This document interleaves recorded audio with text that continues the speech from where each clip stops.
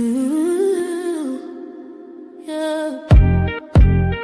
It's Auntie Mickey's house. Oh yeah, yeah, yeah. Auntie Mickey's house. Auntie's house.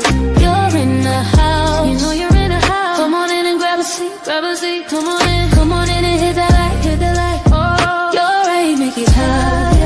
Auntie Mickey's house. Grab a seat, prop your feet. Let's sip some tea, sip that tea. Entertainment, news, and spirituality. From the culture to the fun, Auntie sets the tone. Sets the tone. With a laugh and a truth, she holds the throne. She holds the throne, yeah. Auntie Mickey's house. Come on in now. Auntie Mickey's house. Auntie's house. You're in the house. You know you're in the house. Come on in and grab a seat, yeah, yeah. Come on in and hit that like, don't forget now. Auntie Mickey's house. She can roast with a smile, drop wisdom too. Break down the headlines, bring it straight to you. Straight to you, baby. Community strong, conversation grown. Grown talk, baby.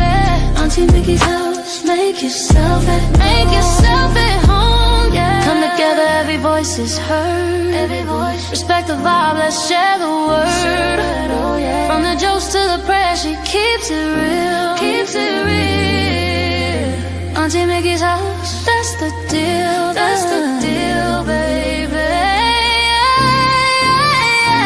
Auntie Mickey's house. Auntie's house. Oh yeah. Auntie Mickey's house. Auntie's house. Known in the house. You know you're in the house. Come on in and grab a seat. Grab a seat. Come on in and hit the light. Hit the light, hit the light. You're at Auntie Mickey's. Yeah, yeah. Auntie Mickey's house. Auntie Mickey's. Auntie Mickey's house.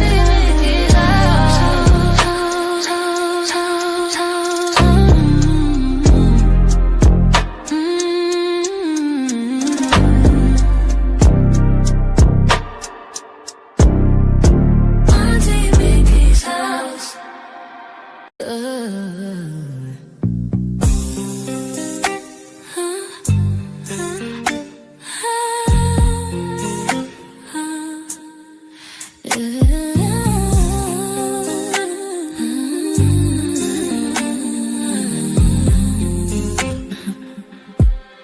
It's Auntie Mickey's house. Oh yeah, yeah, yeah. Auntie Mickey's house. Auntie's house.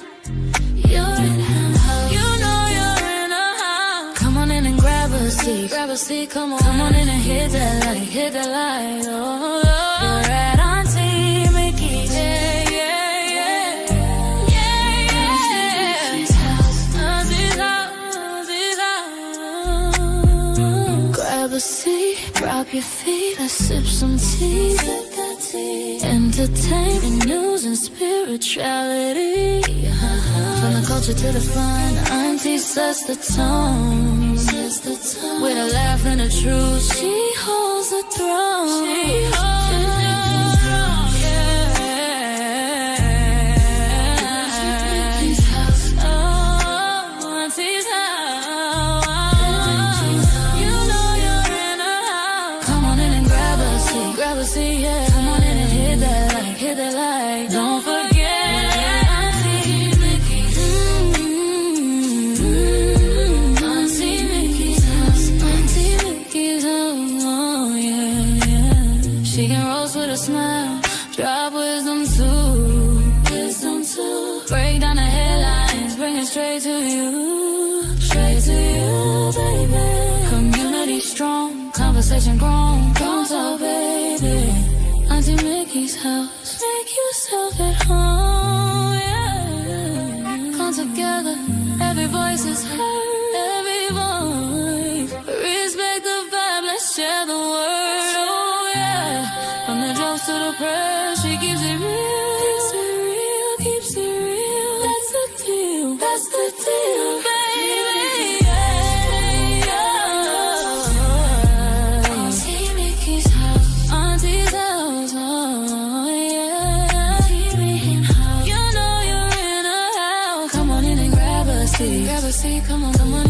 hit that light, hit the light on your way to Auntie Mickey's. Yeah. Auntie Mickey's house, Auntie Mickey's house, Auntie Mickey's house.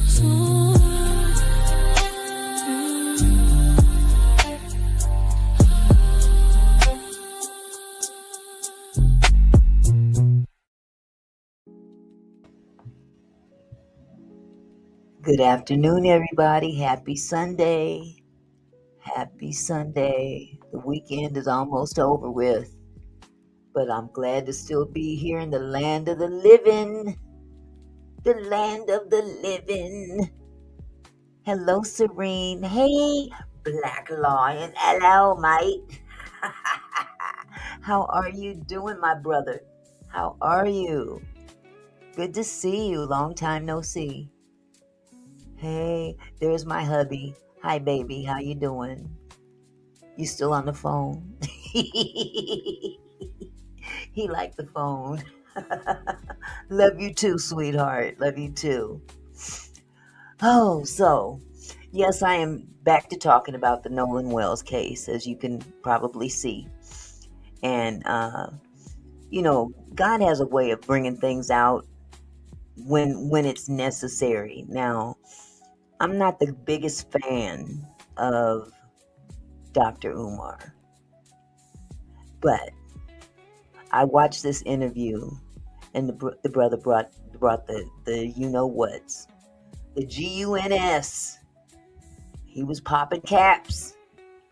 Now, some of his analogy, I have to admit, it was a little off in terms of little tiny pieces of information that were not necessarily true, but it had nothing to do with the actual narrative of the story. It had no impact on guilt or innocence, or alleged guilt or alleged innocence. These were just little details that really didn't matter either way. Hold on just a second. Black Lion says, yeah, I've been super busy. I'm so sorry. I've been building my own lawn care business called Lions Lawn Care, and I've started writing and releasing music. Good for you. Good for you. I am so proud of you. Tell Mama Cricket I said hi. All right. Serene says, I haven't seen it yet. Well, you about to now. You about to see it now. Yes. I'm glad it notified you, Black Lion. You know, YouTube has been they've been tripping with the notifications. I ain't gonna lie.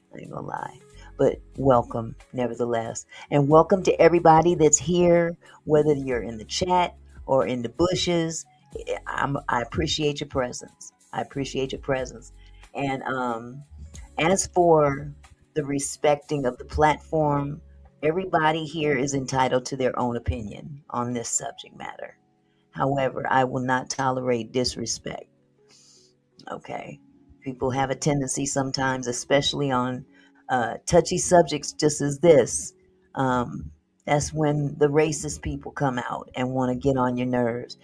Hey, Janaya, how are you, sweetie? They want to come out and bite at your nerves. I won't let that happen. If anything, I might bite back. You know my mouth. But that's usually a tactic that's used to throw you off your game. And this case is so polarized right now, but it's necessary that it stays in the news. It's necessary for everybody that can possibly bring this to the forefront to let it keep going, because that's what they want us to do. They want us to stop talking about it. Like everything else, they want us to stop talking. Hello, Maureen. How are you, sugar? So they're not gonna succeed in that matter. There's too many of us. We have an army. You can't sue everybody. And there's something about when somebody sues you, you can countersue.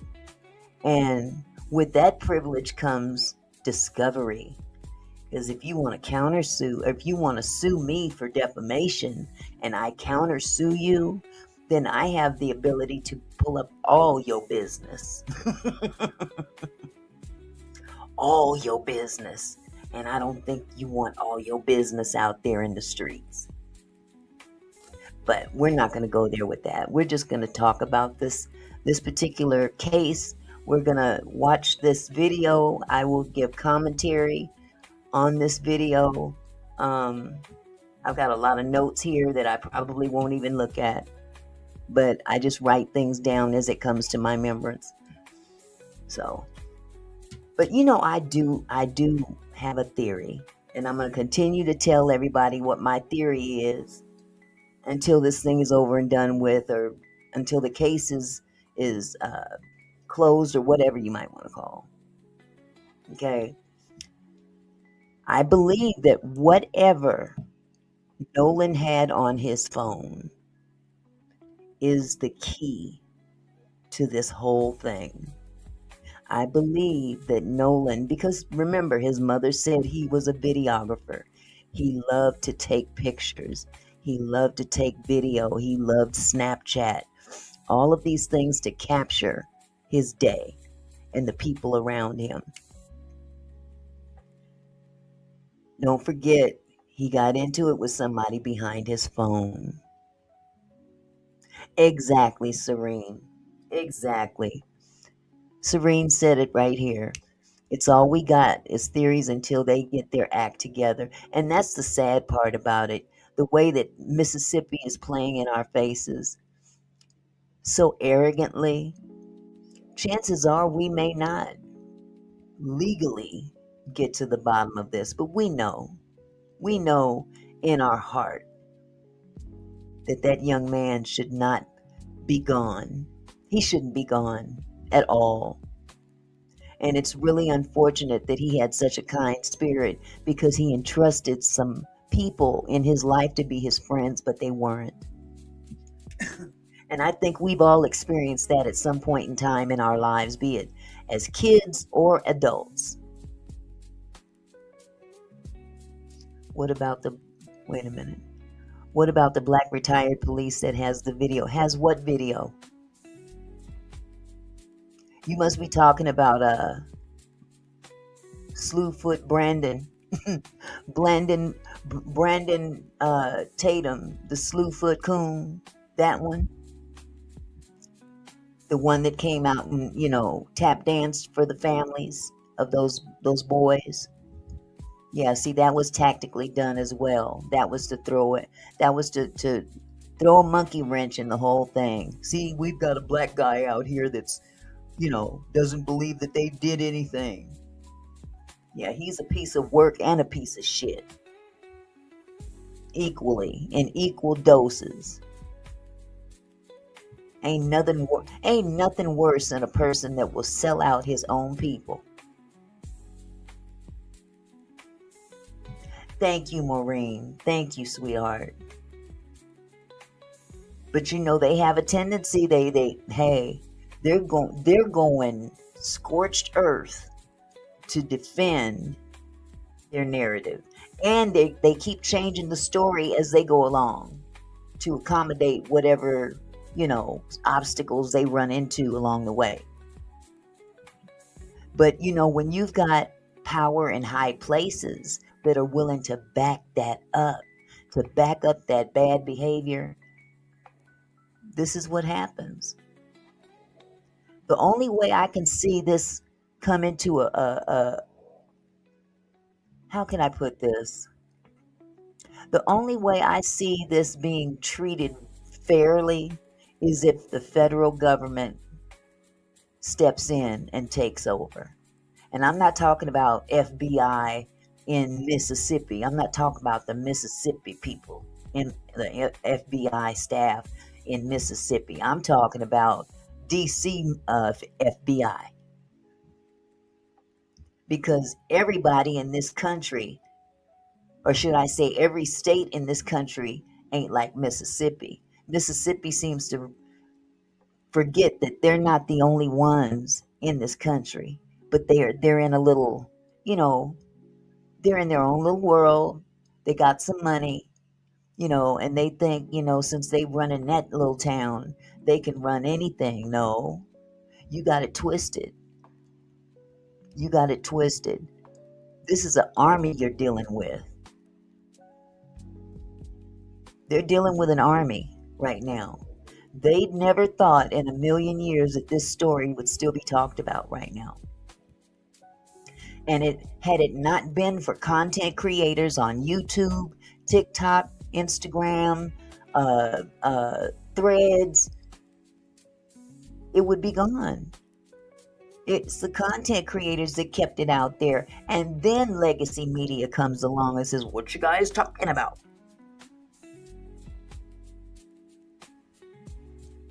You're right, Maureen. So far, this case hasn't been treated fairly or thoroughly. And they don't care if we know it. Because their goal is to keep them boys out of jail. But not only that, it's not just the boys that they're protecting. Because remember, there were adults on that island too. As a matter of fact, there were some adults on them boats. Those are the ones that are really needing protection. The ones with the power. See, those boys don't have no power. Their parents do. And those are the ones that are truly being protected in this scenario. That's just my own opinion. Okay. But my theory is that Nolan had information on his phone, and he probably didn't even realize it. He's out here snapping pictures of everybody. He don't even realize what he's snapping pictures of, but there was activity going on that island that had no business going on.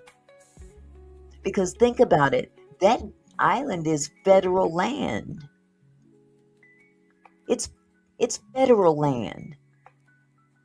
But there's no police activity. There's no police surveillance out there in terms of policing. There's nobody out there to check people when they're doing illegal things. So the people that go out there on that island, it's considered to be an exclusive island. They think it's theirs.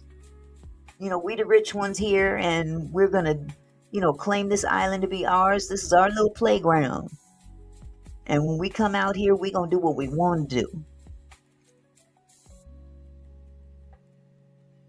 See, they get out there and do whatever the heck they want to do, and they let their kids do what they want to do as well. But it would not surprise me if Nolan had something on his phone that they didn't want in the public eye. Possibly something very incriminating as to certain activity that have no business going on. Especially in front of other adults. Now, it's one thing for kids to be kids, but when you've got adults there as well, seeing the activity, they're culpable. Give me my M&F phone back. They wanted to say that was somebody else. That was Nolan. That was Nolan. Telling somebody, give me back my effing phone. So somebody took his phone. That's where this started. Somebody took his phone. Whether they decided to do it themselves or they were told to do it by an adult.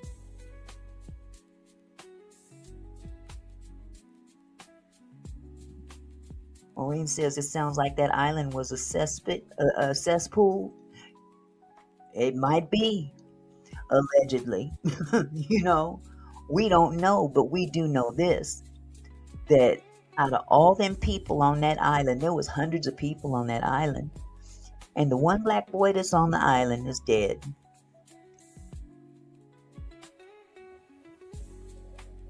The little mixed one, he don't count because he considers himself to be white. That's how he rolls. He was out there with his white uncle. It was his white uncle that told him to get on the boat after he got into an altercation. Serene said, and the size of Grandpa's boat, there would have been a camera on that too. We have them on big marlin boats like that. So again, it starts with that phone. And everything thereafter, there's pieces that you can put together. You can, the bottom line is I feel in my heart it's that phone, whatever was on that phone. Because think about it.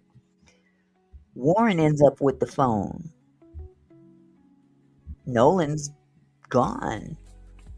Now, Nolan has been said to stay behind on this island that he's never spent the night before at. Why would, out of all these times, coming up as a kid to that point, 18 years old, and you decide to stay behind for a girl? A girl, mind you, that they all acted like they didn't know, but they knew Katie. They knew Katie. She was no stranger, but that was what they tried to make us think. And when they saw that that wasn't going to work, they had to change up their story in other ways. But I'm going to go ahead and start playing this video, because if I keep talking, I'll just end up talking all night. And I think the main thing here is this video.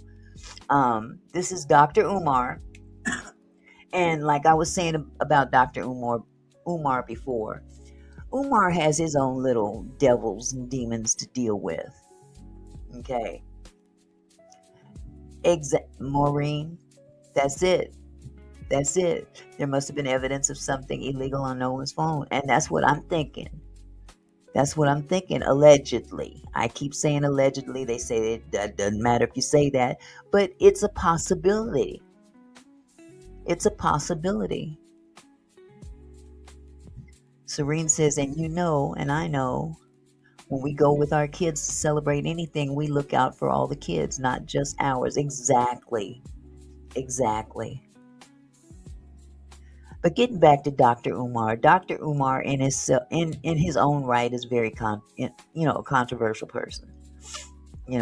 He's got his own demons to deal with, but that has nothing to do with this case. And despite his, the things going on with him, that still doesn't take away from the fact that this man has got a very brilliant mind. And he breaks things down in such a way that, he's saying the things that a lot of people won't say. I'll put it like that. So with that said, I'm going to go ahead and share my screen with you. Now, this is a long video, and I may have to jump forward a little bit just to, get through it. Hold on just a second. There is one other thing I wanted to add, though, before I forget. Okay, hold on just a second. Because I told you I have a theory of, what has happened to Nolan or why. I believe that the phone is the key. And, they came out saying that, it was an apparent accidental drowning without even conducting an investigation. That's where the sheriff messed up. I mean, he came out so prematurely, it was crazy. Okay. Let me see. Serene said, I truly believe there's a mama bear that's got the truth. I pray they keep her tucked away till the time is right. Somebody knows. Because that whole island, everybody on that island is tight-lipped.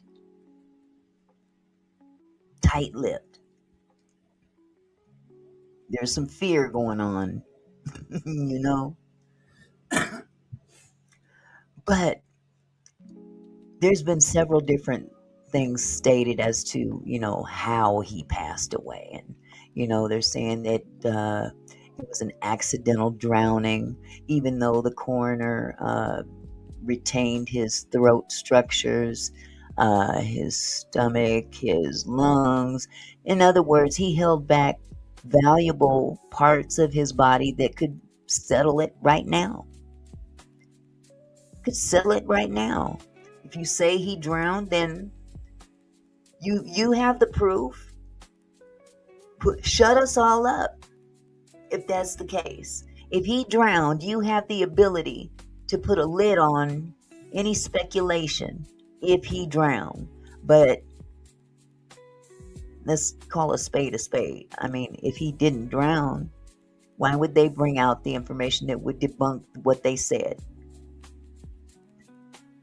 Janiyah says, Mickey, I heard on Nancy Grace that there was blood in the back of his head. I was going to touch on that. Yes. I was going to touch on that. Here's the thing about that theory. There is, now, if he was hit in the back of the head, that's one thing.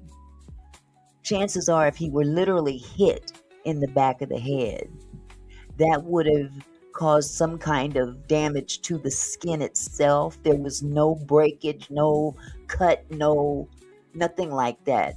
The red that was behind his head was under the skin, okay? And it wasn't blood pooling from laying on his back. Because remember, when they found him, he was face down, okay? When they transported him face down, okay? But I have a theory about that too. I'm going to share that video before I go into this interview. I have to share this first. Okay, hold on. Let me turn down the music. You know me. And music gets in my way. Okay, so let me go ahead and share this again. Uh-oh.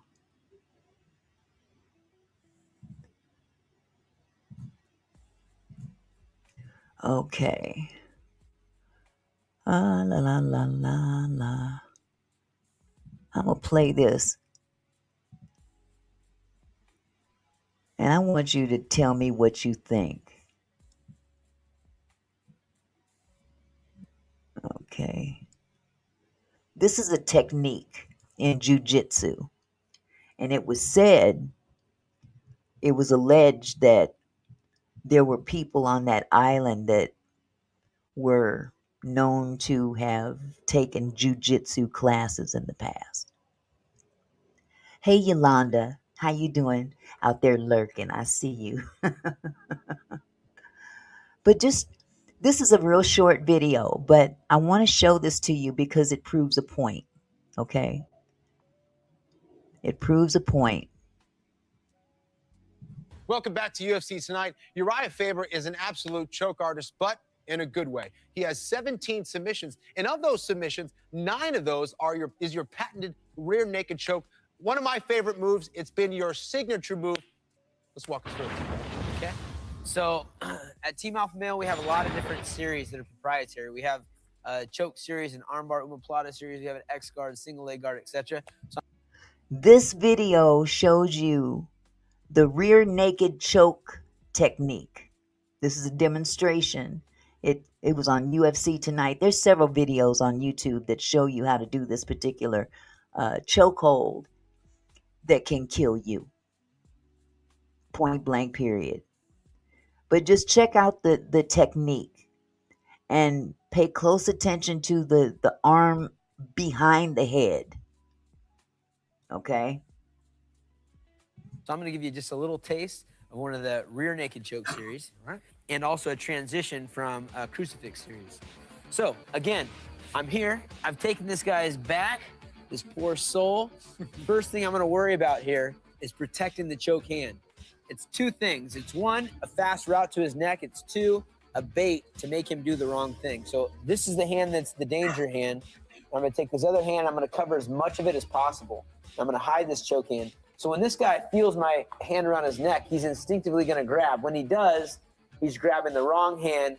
2 things happen. I release my arm down, and I bring my other one up, and I cover his neck. Now, I have to be strong in here with this position. I'm not going to let my arm budge. As he finds out it's too late, I'm already covering my hand, the easiest part for him to attack, to get control of, with my face as a sacrifice. Sometimes getting punched in the face. This technique is so effective that the people that are demonstrating the victim, the alleged victim in the videos end up tapping out before the guy can always tell the whole procedure. That's how effective this particular chokehold is. But that's okay because we're tough dudes. And then the moments when he starts to fight it, I release my backhand. Look at he his grabs face. onto my hand if he can get a hold of it, and I shove this hand down, and I bring my hand back and sink in this lock a little bit tighter. As I sink that in tight, I'm looking for a moment to keep my arm bent. I don't want to bring my arm out in front of him to get this lock. I'm going to keep my arm bent, slide it behind the head, cut like a knife to bring this tight. I'm bringing my head forward and squeezing and bring my elbows back. Tapped him out. That's one. I'm going to show an actual transition from a crucifix series, which I did to Ivan Menjivar for submission of the year in 2013, but I did it standing. So I came out, I'm in a crucifix position, one crucifix position. And what I'm going to do is I'm going to make sure my back leg is the one holding his arm down, and I'm going to threaten his neck. I'm not actually thinking I'm going to choke him with this hand, but I make him think it and feel a little pressure. As he does that, he instinctively pushes in to lighten up the choke, which gives me the space to slide underneath, take his back, keeping his arm trapped. With this arm trapped, it's easy to put this arm around his neck. I fall to the side, and again, I'm going to secure this hand with my underhook hand. It's over. Keep my arm bent. Right behind that head. Just like that.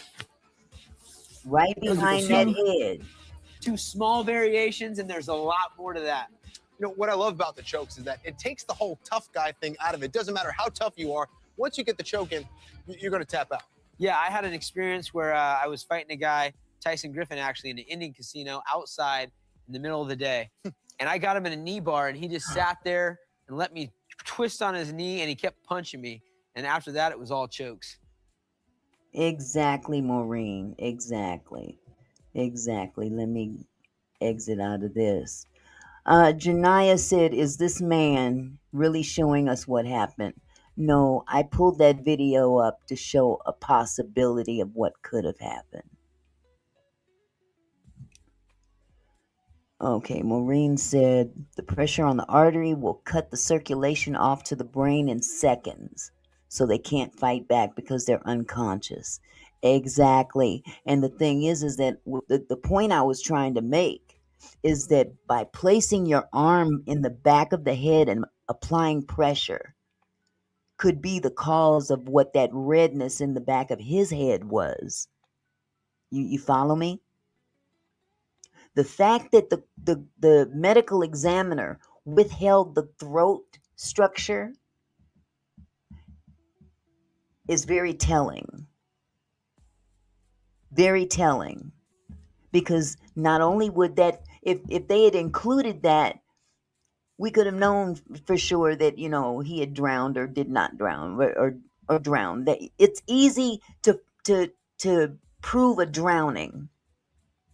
But by leaving that neck structure out, that throat structure, that would have also told damage to the throat. Asphyxiation. And nobody's saying it was intentional. Nobody's saying that. But this is a possible cause of death. Because once again, we're getting back to the fact that on in the autopsy, they were unable to determine cause of death. That's because, or I won't say they maintained that on the first autopsy. I'm talking about the second one. The second autopsy, based on the fact that the first medical examiner did not forward critical body parts along with that body, which is customary to do.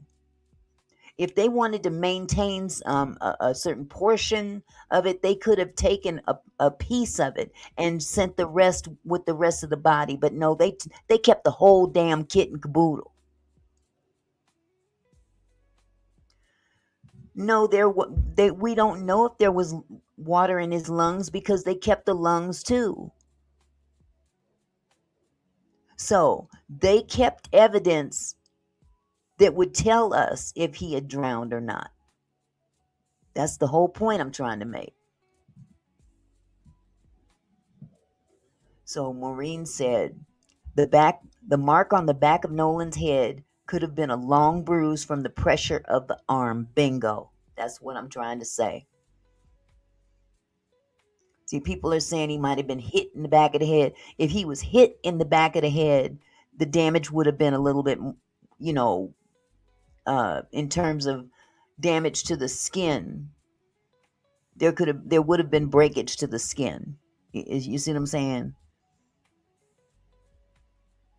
So I'm just saying that I'm throwing stuff out there as possibilities. I'm not saying this is actually what happened to him, but it's a possibility. Hey, Devon. Hello, Auntie Mickey. Chat listening. Another lady was found hung in Mississippi. Yes. Monday. Yes. Yes. And that we're going to have to talk about that too. Because now they really playing in our face. It wouldn't surprise me if they did that just to tell us, yeah, we can still do whatever we want to do. We can still do whatever we want to do. That's how I took it. Serene said, ridiculous, keeping the most important evidence. Absolutely. But they did that for a reason. They did that for a reason because they know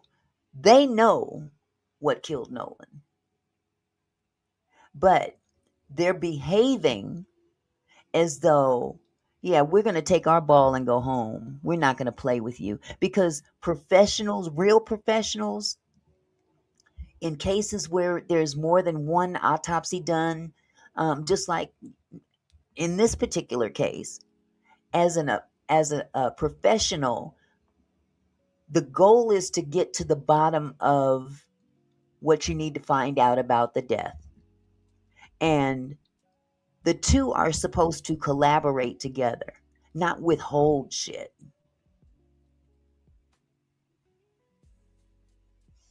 Okay, Janiyah said, if not to the skin, Mickey, it could have happened to the skull. But the skull was not damaged at all. It's just this red mark in the back of his head under the skin.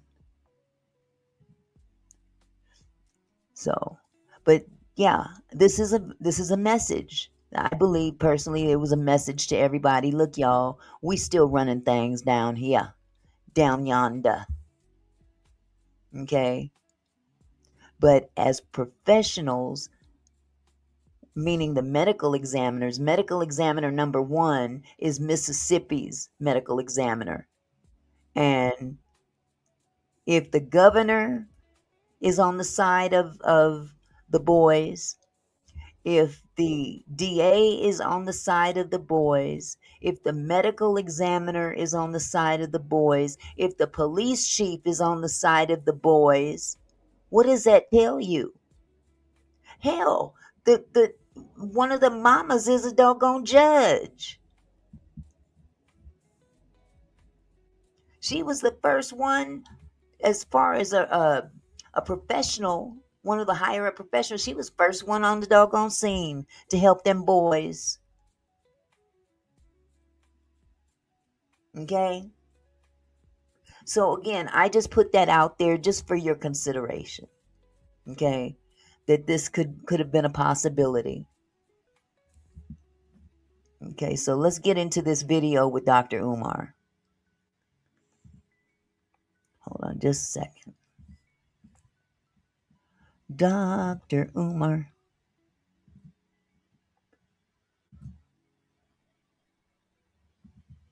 Okay, here we go. And again, Dr. Umar, happy to have you back, man. What you been up to, yo? It's been a while, yo, since I had you on the platform.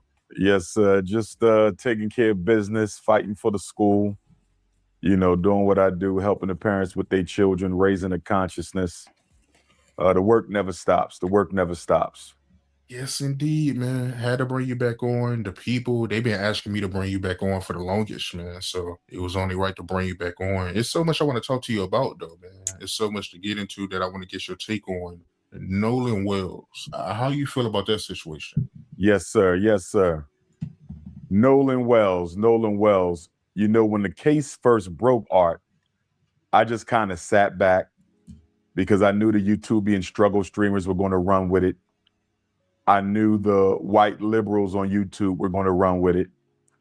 I knew the white racists on YouTube were going to run with it, and everybody in between. It hurts my heart for Sister Christine, Nolan's mother, Absolutely. to have to see so many people using her son's name and crisis and tragedy for clickbait. And that's one of the biggest reasons, Art, I kind of stood back. Amen. It almost reminded me of the Freddie Gray police unaliving in Baltimore back during the Barack Obama era. When Freddie Gray lost his life to those police in Baltimore, everybody rushed to Baltimore. They did the same thing with Michael Brown in Ferguson, not because they necessarily cared about the tragedy, but because they wanted to benefit personally from it. And so I stayed away from Ferguson. I stayed away from Baltimore. Now, I disagree with that. I don't think that just because people ran to this story, the whole intent of everybody was to profit off of it. I really don't believe that, because Black people care about what's going on in this country. You know, now, brother, if you speaking from experience, you got to speak for yourself. But we still have a voice. And last I heard, I don't make that much money to spend all my time researching and all this stuff, you know, on this case, just because it's a way to make money, because it ain't enough money as far as I'm concerned. It's chicken shit. I do this because I give a damn. I give a damn about my people. And you get sick and tired of seeing them play in our faces all the time. All the time, playing in our faces. They and again, I'm not trying to throw no stones or nothing like that. This is true fact. That it benefits people in this country to be Caucasian more so than African American or any other demographic for that part. They are at the top of the totem pole. And the wrong ones take full advantage of that and need to be exposed. Point blank, period. Now, I'm not saying they the only ones out there, because we got some bad Black folk out there too. I promised I wouldn't get in this brother's ass. But, he ain't special either. Let me get started again. And I stayed away from the Nolan Wells situation for a while because I didn't want to look like so many other people who just jumped in to have something to say, to use that young man's loss of life for clickbait and views. Now that it's been over a month since he lost his life, I think it's okay for me to speak now, because everyone else has kind of given their opinion, their analysis, their synopsis, and their feeling on the situation. So I'm going to give mine. First of all, Nolan Wells, Javon, and I want Javon to hear this, and I want any other Black person who was on Devil Horns Island that day to hear this. Welcome to Auntie Mickey's house, Alonzo. I really appreciate your coming and putting your input in the chat. I appreciate you. You're always welcome here, sweetheart. And I want any Black person who was celebrating the 4th of July to hear this. No Black person, no Black freedman, no Black immigrant, no member of the Black race at all should have been celebrating July 4th, 2026. No one should have been celebrating America's 250th solar return. And why? Because our ancestors were still enslaved on July 4th, 1776. This is true. So why are we on White Devil Horns Island anyway, celebrating George Washington and Thomas Jefferson and Alexander Hamilton?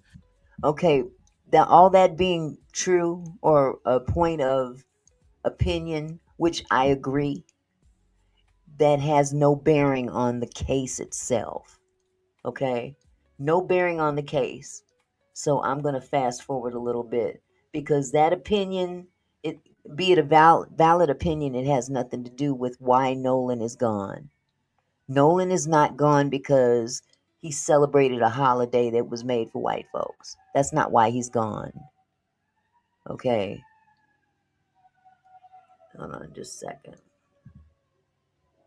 Let me see. The 4th of July as an African is to celebrate the enslavement. I've read Nolan, Warren, Wyatt, and Trayston left for Horn Island the morning of July 4th.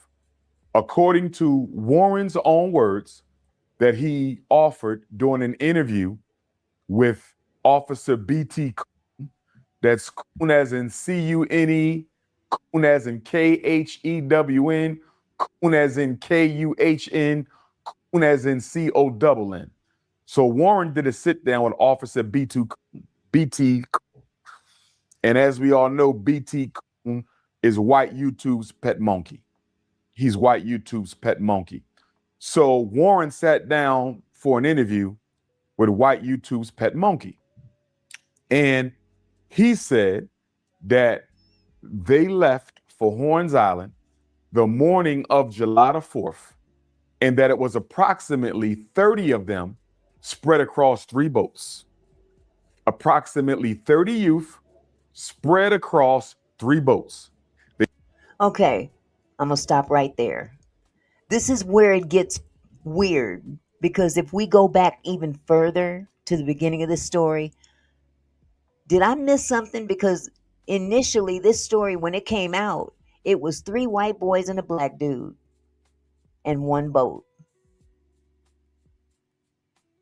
Did I miss something about 30 people in the very beginning of this situation? See, this is what I'm saying about how the story has changed. Things have been added to the story. Because as I recall, because I've been following this thing from the very, very beginning, this was 1 boat, 3 white boys, and a black dude that go out to this island. And 4 go out there, 3 come back. The black one doesn't. Okay? And now we're talking about 3 boats and 30, 40 people, and all this has grown to that point. And I don't want people to be dissuaded by the fact that this story has evolved into something else. Stuff has been added to this story. Hold on, Serene said. And furthermore, a boat being towed always catches eyes, especially if it's blowing. And see, Serene, I don't have experience in boating, but just from watching all this play out, I've learned a little bit in terms of things to look for in blowing and stuff like that, in boating, I should say. So you right on the money about that. Hold on. They all went to Horn Island together. They arrived at approximately 11:30. So they left around 9-ish, 8, 9-ish, whatever the case may be. They left the morning of July 4th. They arrived on White Devil's Horn Island at about 11:30. So 3 boats, 30 youth, they went together. I'm not clear on whether the 3 boats came back together or not. That's another question that I have, Art. Did they come back together the same way they left together? Because I'm treating all 30 of those white youth and all 3 of those ships as crime scenes and as suspects. All 3 ships are potential crime scenes. All 3 boats are potential crime scenes. and all 30 youth are potential suspects. I don't know why.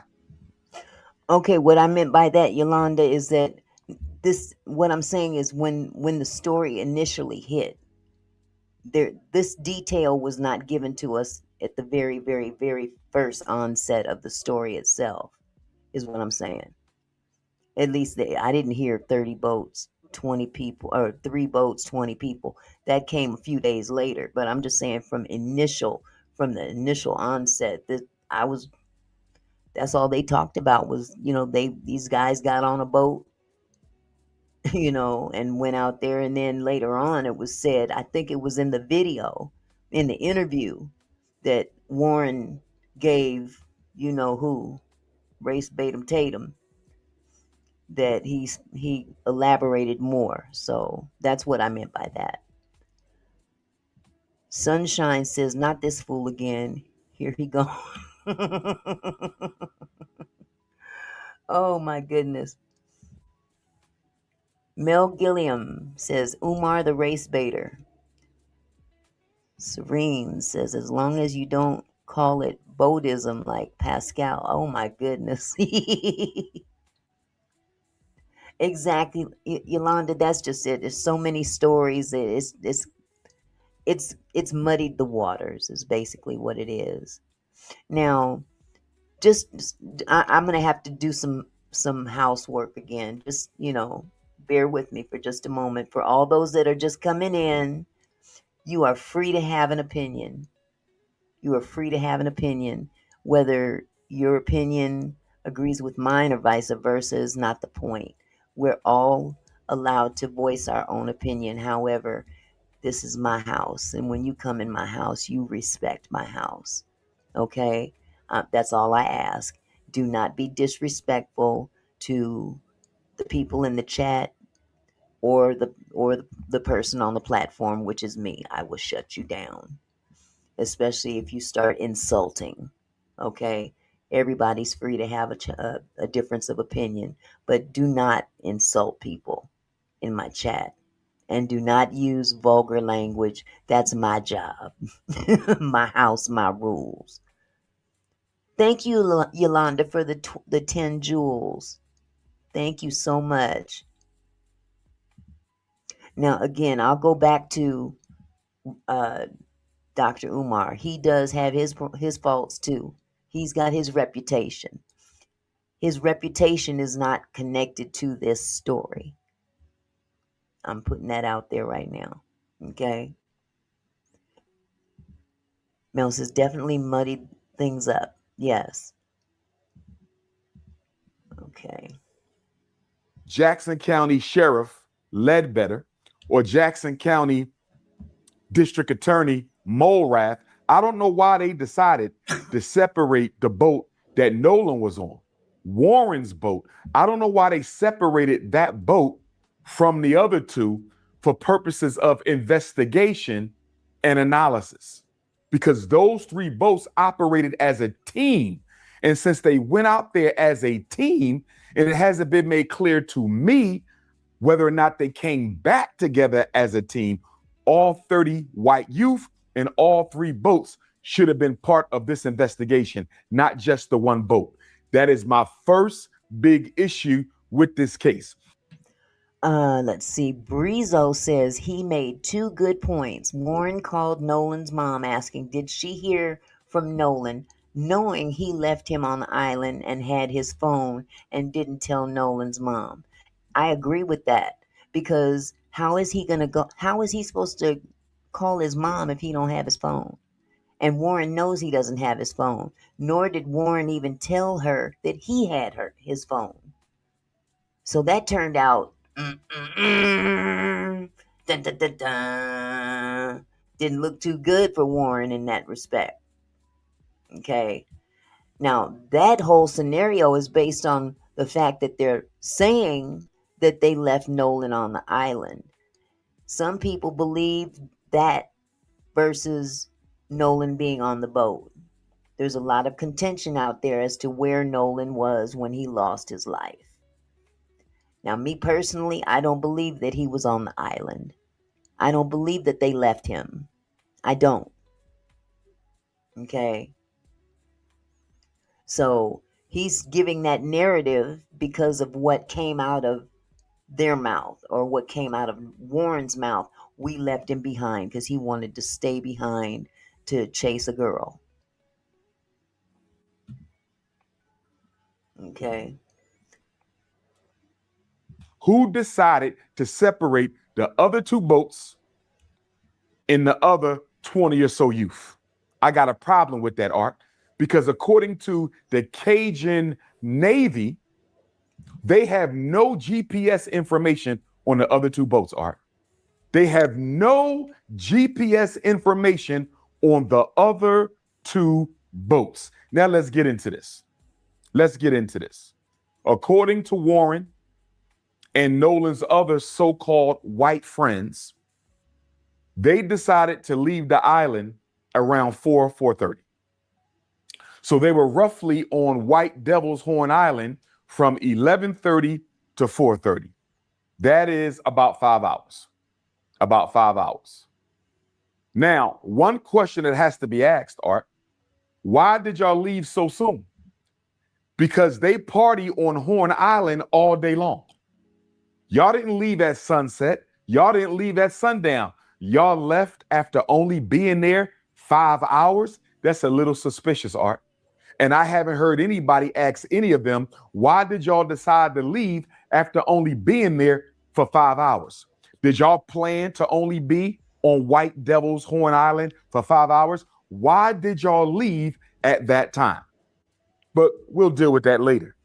So then let's listen to Javon, Nolan's other best friend. Now, another problem I got with this whole story, Art, is Nolan allegedly had too many best friends. I'm trying to find out, how does Nolan have so many best friends? So-called. Let's fix that. So-called best friends. Because, again, I read people. I don't know about y'all. Okay?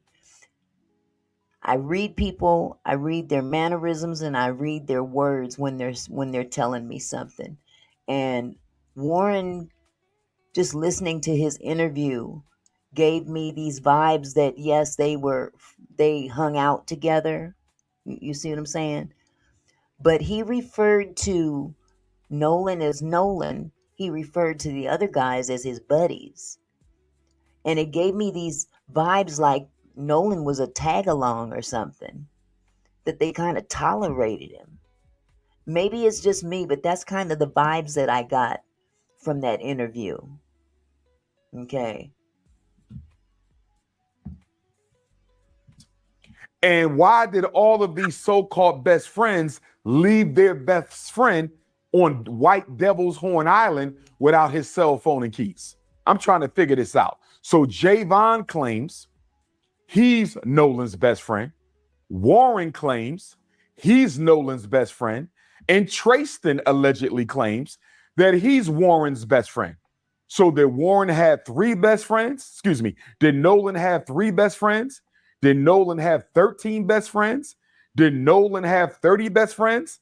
Because if Javon is the best friend of Nolan, and if Warren is the best friend of Nolan, and if Trayston is the best friend of Nolan, exactly how many best friends did Nolan have? Are y'all making this up? Who did Nolan tell? Vinny Spina says, if these boys are innocent, I better hear all your apologies, because every point you are making is pure speculation, as I have every right to do is speculate.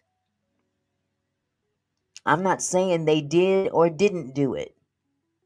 Nobody, from what I can tell in this chat, has said that they did anything. It looks suspicious. Okay?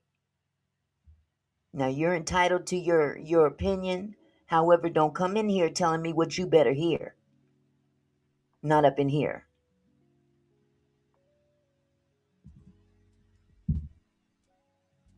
Warren was his best friend. Who did Nolan ever tell Trayston was his best friend? I'm not going to question Javon, because he's a brother. And I do believe that there's a strong chance that they may have been best friends. And I say that not only because Javon is a brother, Art, but I also felt that Javon, through the investigation team and alley-oop, with some of the answers that he gave on TMZ. Some of Javon's answers, in my opinion, kind of made it clear to me he actually cared about Nolan. He actually cared about Nolan. I believe Javon actually cared about Nolan. And because of that, I'm willing to say that Javon may have actually been Nolan's best friend. I wish somebody would have asked Javon, Art, to your knowledge, has Nolan ever called Warren his best friend? Has Nolan ever called Tristan his best friend? To your knowledge, Javon, has Nolan ever told you that Warren and Tristan were best friends of his? Because, Art, I'm having a problem with this three best friend narrative. Okay? I used to be 18 years old. You might have one best friend. You may have two. Don't get me wrong. If you all hang in a pack, you could have three best friends.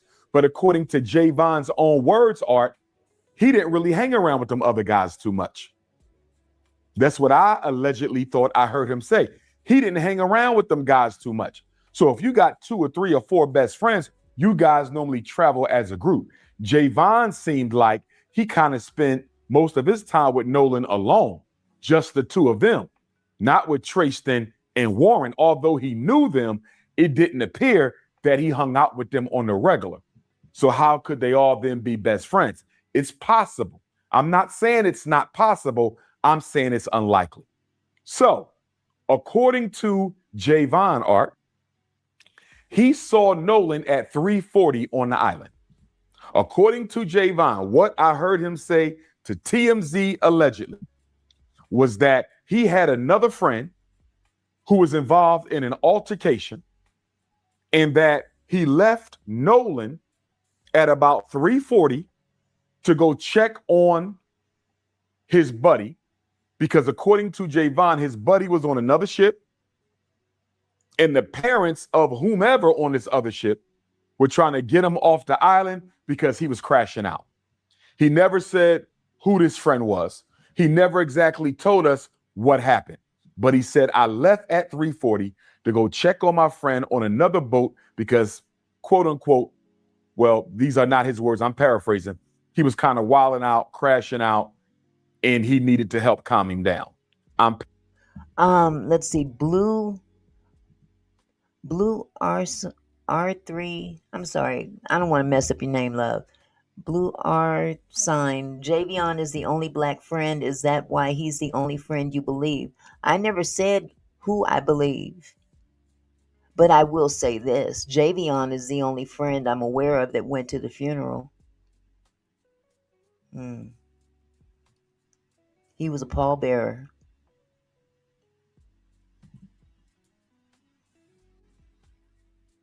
Paraphrase. He said when he got back, Nolan was nowhere to be found, and I'm paraphrasing. And Nolan's boat that he came on, Warren's boat, the so-called Big Daddy, the 22-foot Triton, had already left the scene. So according to Javon, I left Nolan at 3:40 to go deal with another situation. I came back, he was gone. According to Katie, the white girl who Nolan's white best friends are trying to use as an alibi in this situation. Okay, because they claim, and Warren said the same thing to Officer B.T. Coon when he spoke with him. They claim that Nolan told them, I'm going to hang back on this island and talk to Katie. You guys go ahead and I'll get back however I get back. Again, I'm paraphrasing. But guess what? We learned through Katie's sister that Katie said she has no knowledge of Nolan ever saying that. In fact, Katie said, Art, that Nolan told her, I got to get ready to head back to the boat because my friends are leaving soon. That don't sound like somebody who plans on staying, Art. Okay? According to her sister, Katie said Nolan told Katie, it's time for me to head back to the boat because my friends are going to be leaving soon. Let's see.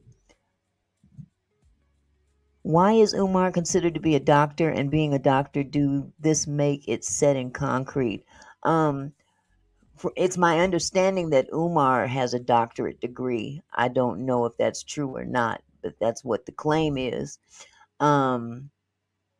But him being a doctor does not make this set in concrete by any means. This is his analogy, just like the rest of us. He's given his point of view, just like the rest of us. Blue says the other friends were not welcome at the funeral. Okay, let me keep going here. Now, I didn't hear that, but I heard excuses from other people that were given, saying that it would probably be awkward for them to go. So I can see both sides in respect to that. If they felt that they would have been targeted, I can understand them not going. I'm just saying, me personally, I'm just speaking from my own point of view. If that were my friend, my real friend, I cared about him, I wouldn't give a damn what anybody thought about me going to my friend's funeral. That's just me. That's all I'm saying. As far as I'm concerned, Art, Javon and Katie both threw us an alley-oop. Javon and Katie are throwing Sheriff Ledbetter of Jackson County an alley-oop because neither one of them are corroborating the story of Nolan's white friends on that boat. In fact, Javon said, this ain't adding up. Javon said, it's not like Nolan to say, you guys go ahead and leave me on this island and I'm just going to stay back to talk to this girl who I barely know. According to Javon, it don't make no sense. Javon ain't stupid, Art. That's his friend. He know damn well Nolan didn't tell them that he was going to stay back on that ship. And then Katie, I'm going to give a little bit of respect to Katie on this situation. Because as a white girl, Art, for her to come out and say that is not what happened, for her to come out and say that Nolan told me I got to get back to the boat because my friends are leaving, for her to say that, Art, that took a little bit of courage and honesty. That took a little bit of integrity. Now, don't get me wrong. I don't want to give her too much credit because she is trying to clear her name. What Katie is basically doing, Art, is she's saying, listen, y'all did whatever y'all did to Nolan, but you're not going to add me to the narrative. I'm not serving as nobody's alibi. I'm not helping nobody get out of this situation. You're not going to use me as a decoy, but I still appreciate Katie speaking up for Nolan, Art, because she didn't have to do it. You know what? I apologize, you guys. I didn't realize that my mic was muted. So I was saying quite a bit of stuff, and I don't even remember now what I was saying. But nevertheless, in terms of talking about the friends going to the funeral, I can see why they didn't. I can see, the explanation that was given. It's a plausible explanation. However, again, I'm just speaking from my own perspective. If that were my friend, I wouldn't give a damn what other people thought. I would be at my friend's funeral. If that was my true friend, my bestie, my friend, there's just some things you just toss to the wind and say, screw it, let the chips fall where they may. If I'm innocent, I'm going to say, well, shit, I didn't do nothing anyway, and I'm going to my boy's funeral. That's just my own perspective. Now, that's not to say, like I said, that doesn't necessarily say that they're guilty or innocent. Okay? You guys are all entitled to your own opinion on that. I'm not here to dissuade you either way. I have my own opinion as well. Okay? Although she's trying to protect herself and stay out of the investigation, although she's trying to protect herself and stay out of the investigation, I appreciate Katie for letting the world know Nolan told me I got to head back to the boat because my friends are getting ready to leave. Now, according to Katie Art, she spoke to Nolan sometime between 3 and 4:30.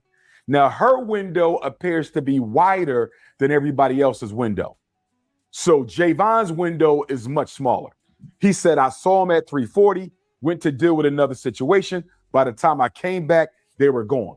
Katie said, I spoke with him between 3 and 4:30. And I allege, Art, one of the reasons that Katie is making her window so wide is she trying to leave a little bit of Blue, I'm sorry, I don't know. Okay, Blue says Nolan absolutely did tell them he was staying behind. Trayston is biracial. He was on the Triton boat. He said his friend Nolan refused to get on the boat. Witnesses hear him yelling at Nolan. I don't know where that information came from, sweetheart. What, can you tell me where you saw that at? Was that in an interview or something?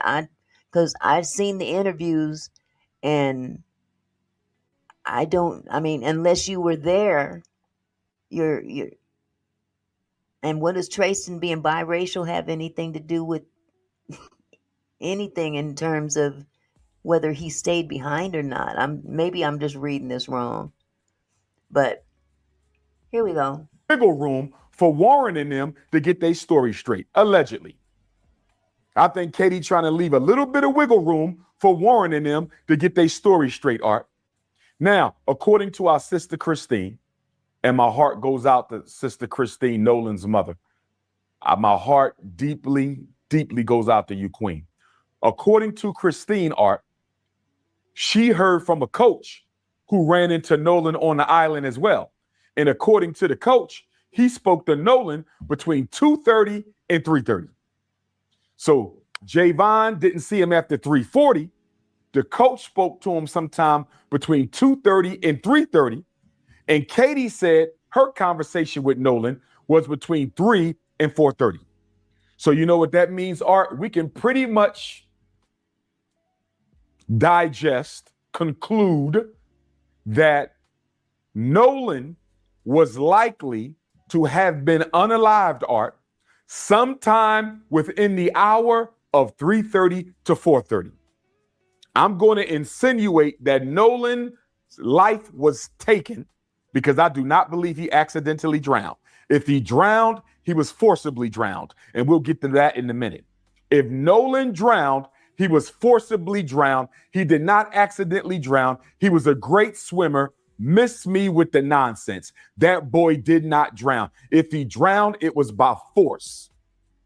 So again, Art, all three of these people, arguably the last three to see him alive, except for those who took his life, Katie, the coach, and Javon, are arguably the last three people to see Nolan alive, except for those who took his life on that boat, allegedly. That's my position. Okay, hold on. Here we go. Wait a minute. Because I kind of see something here I have a question about. Okay, Blue says Trayston admitted he was yelling at Nolan to get on the boat, and Trayston said he's the one who got in a fight that Umar referred to. Right, I understand that, but maybe I'm missing something. When did Trayston... I recall Trayston saying that his uncle made him get on the boat and they left. So, because Trayston left with his uncle. So I'm trying to figure out, how did Trayston... Why would Trayston be yelling at Nolan to get on the boat if he's not on the boat himself? He got on the boat with his uncle, and they left because of the fight that he got into. Okay, here we go. So they're all basically cutting off around 3:30, Art.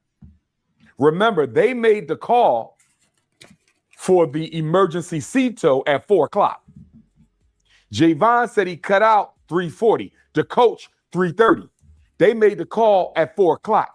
That conversation we heard, the sea tow call, which we're going to talk about in a minute, that took place at 4. it sounded like there was some struggling going on in the background. Nolan could have been getting unalived while they were making the call, Art. Nolan could have been getting unalived while they were making the call. Nolan could have been getting choked out while they was on the phone with Cito. So again, Art, my position is Nolan lost his life somewhere within the hour of 3:30 to 4:30.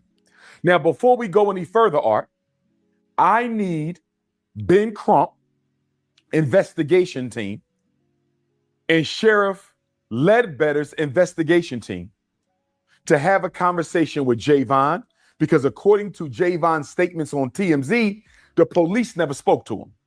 And I have serious concerns with the manner in which this investigation has been carried out so far, Art. I have very serious concerns with the manner in which this investigation has been carried out so far. I agree. So anyway, Javon said police never spoke with him. Why? We need a conversation with Javon, not because I think he's a suspect. I believe Javon is innocent, but we need to find out what he knows. That's number one. We also need a conversation, Art, with the coach. Who is this coach that Sister Christine said contacted her and told her he had a conversation with Nolan on the island between 2:30 and 3:30? We need to find out what he knows. And according to Katie's sister, she is already cooperating. Okay, Blue. With the authorities. But here's why those three got to be spoken to, Art. Not only so we find out what they know, Art, but did they see each other during their conversation with Nolan?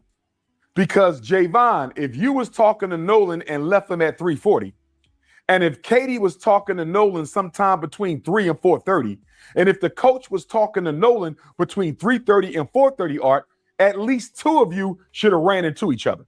Did the coach see Javon? Did Javon see the coach? Did the coach see Katie?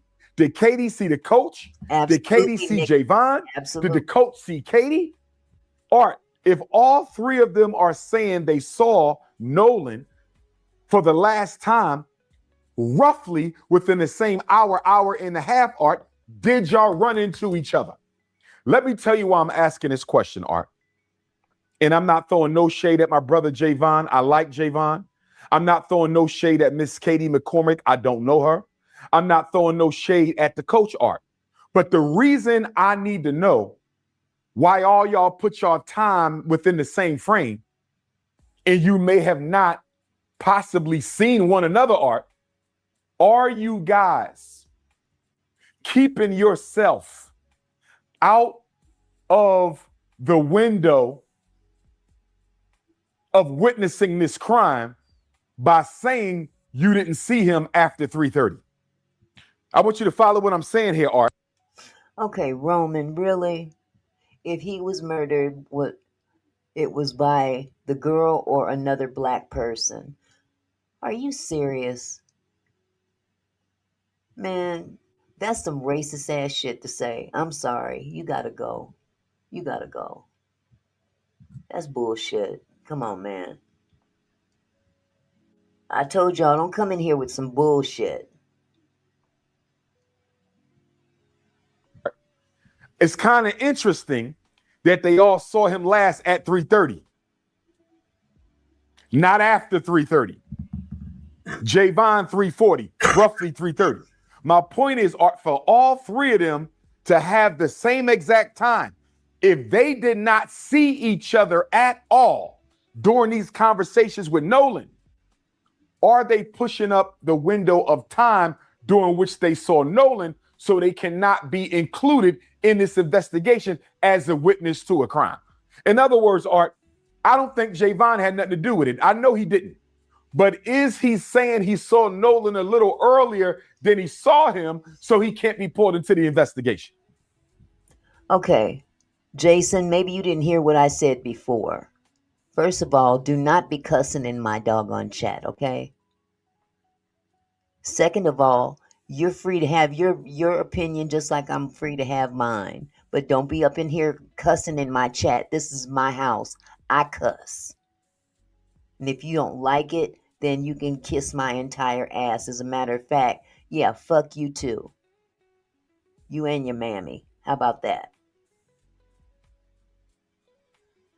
Everybody that's in here cussing, I'm just booting your ass out of here. Get up out of here. Because now you're being disrespectful.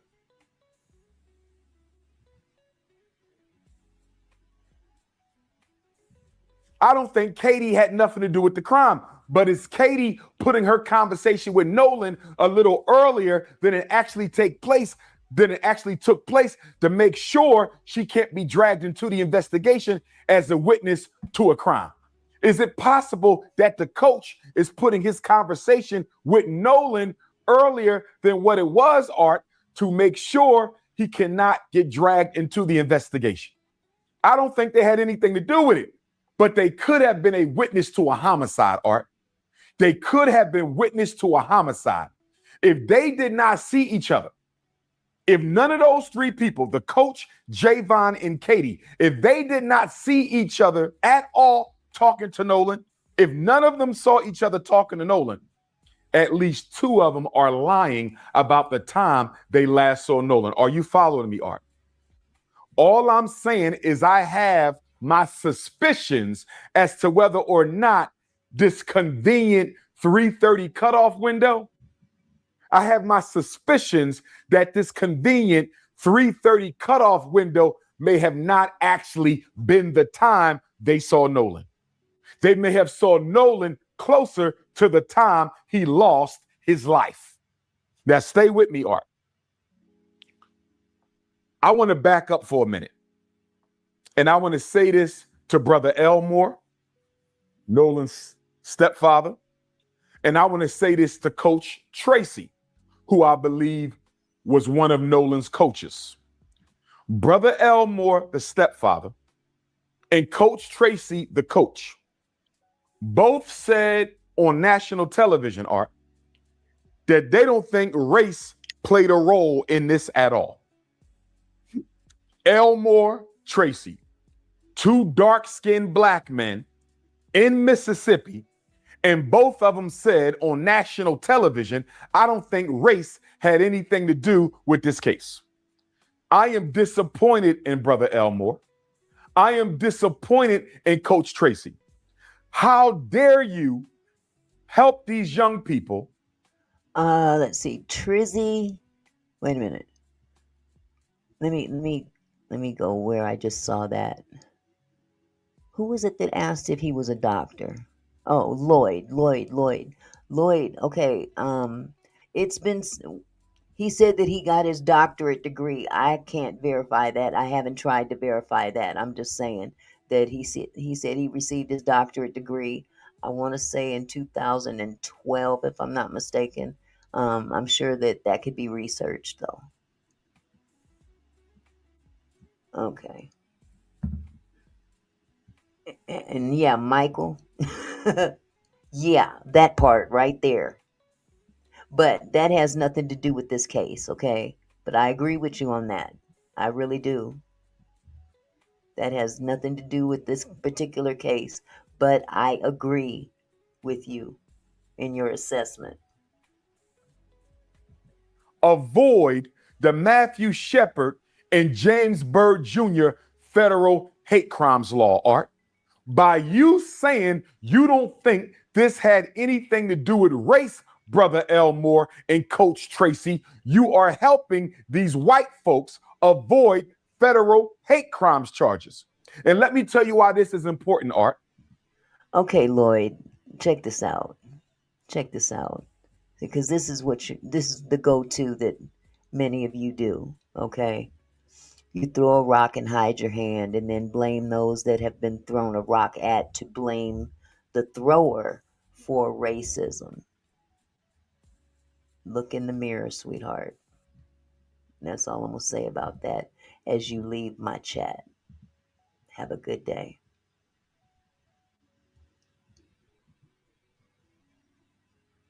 Let me tell you why this is important.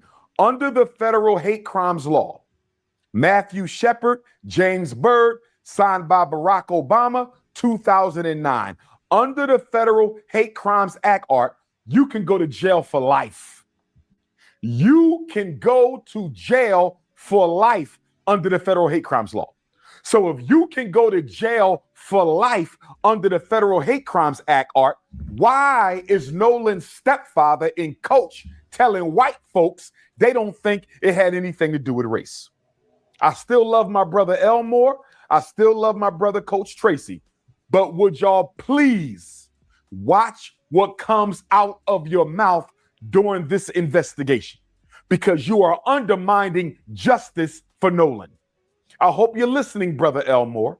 And I hope you're listening, Coach Tracy. You are undermining justice for Nolan by saying you don't think race had anything to do with it. How in the hell do you know? How do you know if race had anything to do with it? How well do you know these young people? It was 30 of them, Art. It was damn near 30 white youth spread across 3 boats. How many of them did Elmore know? How many of them did Coach Tracy know? So how are you going to go on TV and say, I don't think it had anything to do with race? Why are you helping them avoid accountability for what they may have done? I don't know if they did it, Art. You don't know if they did it. They don't know if they did it. And they definitely don't know if it was motivated by race. What they should have said, Art, is what Javon said. And that's why I like the young brother Javon. That's why I like that young brother Javon. His mother, Sister Tashima, shout out to you. You raised a good kid. When TMZ asked Javon if he thought it had anything to do with race, Art, when TMZ asked Javon if he thought this had anything to do with race, he said, what? I don't want to answer that question. I don't want to answer that question. Perfect answer. Perfect answer. Or, Art, they could have said, I don't know. Nolan's stepfather could have said, I don't know if it had anything to do with race. Coach Tracy should have said, I don't know if it had anything to do with race. But to say you don't think it had to do with race when he was the only black boy across 3 ships? Let's see. You know, you guys, I have to stop the video every now and then to commentate, okay? I'm not doing that just to be doing it, okay? Just YouTube rules, just to let you know. Okay, Richard said, I don't think it was about race at all. Just because it's a lot of white people, it doesn't mean it's about race. I don't know myself. And that may be true. That's a very good analysis. That's a good way to put it, okay? The thing is that we're also looking at the history of Mississippi and, you know, the tendency, especially in the Deep South, of a lot of racist behavior against black people in that region that causes speculation about this particular issue. Okay. I don't know if you heard, but a young lady was just found hanging from a tree in Jackson, Mississippi on Monday, and she hung there for 3 to 4 days. Now, we don't know if a white person or a black person did it, but they ruled it as a suicide, even though they had to use a ladder. The fire department had to use a ladder to climb up there to get her down. Now, make that make sense. It's just that the hierarchy has a tendency to cover these situations up. That's why there's so much scrutiny right now. Okay? Are you out of your mind? Why would you say that and help them avoid the Federal Hate Crimes Act? Javon gave a better answer than those 2 black men. Javon, a child, gave a better answer than those 2 black men, Art, when he said, I don't want to answer the question. And shout out to Javon, Art. He's intelligent. You know why?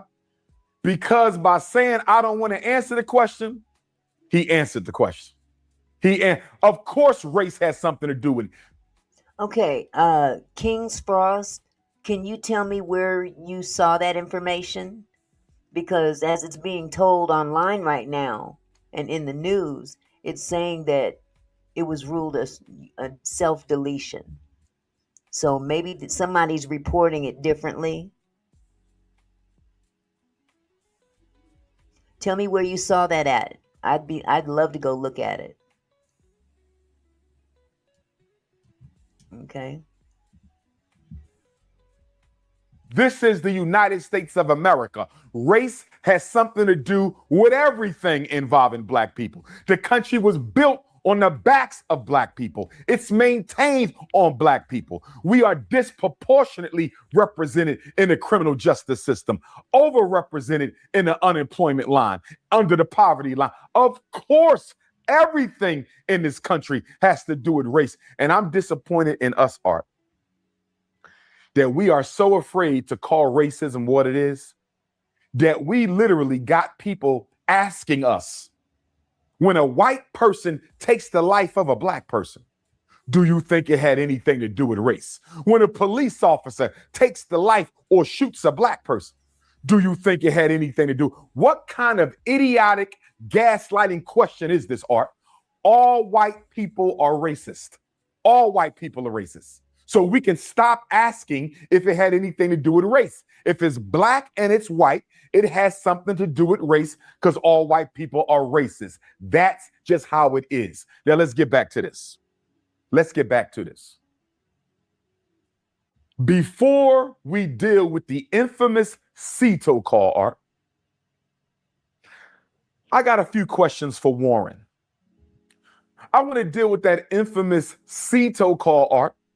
And I want to deal with Sister Tashima and Sister Christine's visit to Warren's home to get Nolan's cell phone. I want to deal with them two in a minute. But before I go there, I got a couple questions for Warren and his white friends. Nolan's best friend, and Warren even called Nolan his brother, Art. He even called him his brother. He said they spent the night together before they went out to White Devil's Horn Island, Art. The night before, July 3rd, they stayed in the same home. How do you stay in the same home with somebody, Art, and leave them on an island? How do you sleep in the same house with somebody July 3rd and then leave them on an island July 4th? But I got a few questions for Warren. No disrespect. I'm not saying he's innocent. I'm not saying he's guilty, but I got a few questions for you, Warren. Since you could sit down and interview with Officer B.T. Coon, I need you to sit down and interview with Dr. Umar Ifatunde. So you can sit down and interview with Officer B.T. Coon, I want you to sit down and interview with Dr. Umar Ifatunde. My first question to Warren. Okay, Nikki, he said all white people are racist. LOL, this dude is whack. I don't agree with that statement either. Again, I don't feel that all white people are racist. Okay. Again, please don't think that just because this guy is kind of off the chain that, you know, what he is speaking some truth in behind the crazy shit is what I'm trying to say. Okay. So a lot of y'all may not like what he's saying or like what his reputation is. That has nothing to do with this case. His perception does not necessarily reflect everybody else's perception on white people or black people in general. Okay? You said that Nolan is a best friend of yours, that he's like a brother. I have a question. If Nolan is your brother and best friend, why did you leave him on that island, especially when you all were drinking? Because they didn't. Because somebody put a report out there, Art, that Nolan had been drinking heavily and was intoxicated. Of course, that allegation was dismissed because the coach who contacted Sister Christine confirmed that he spoke to Nolan between 2:30 and 3:30 and Nolan was not intoxicated. So they lied to protect their friends because white people are always on code, Art. Not a single white person on that island dropped a dime yet. Not one of them. So anyway, Art, they tried to blame it on him being drunk. So he was just a drunk black kid who walked into the water and drowned. That's the narrative they wanted us to swallow. He was just a drunk black kid who walked into the water and drowned. And remember, Art, Sheriff Ledbetter allegedly ruled the case an accidental drowning before he did any investigation.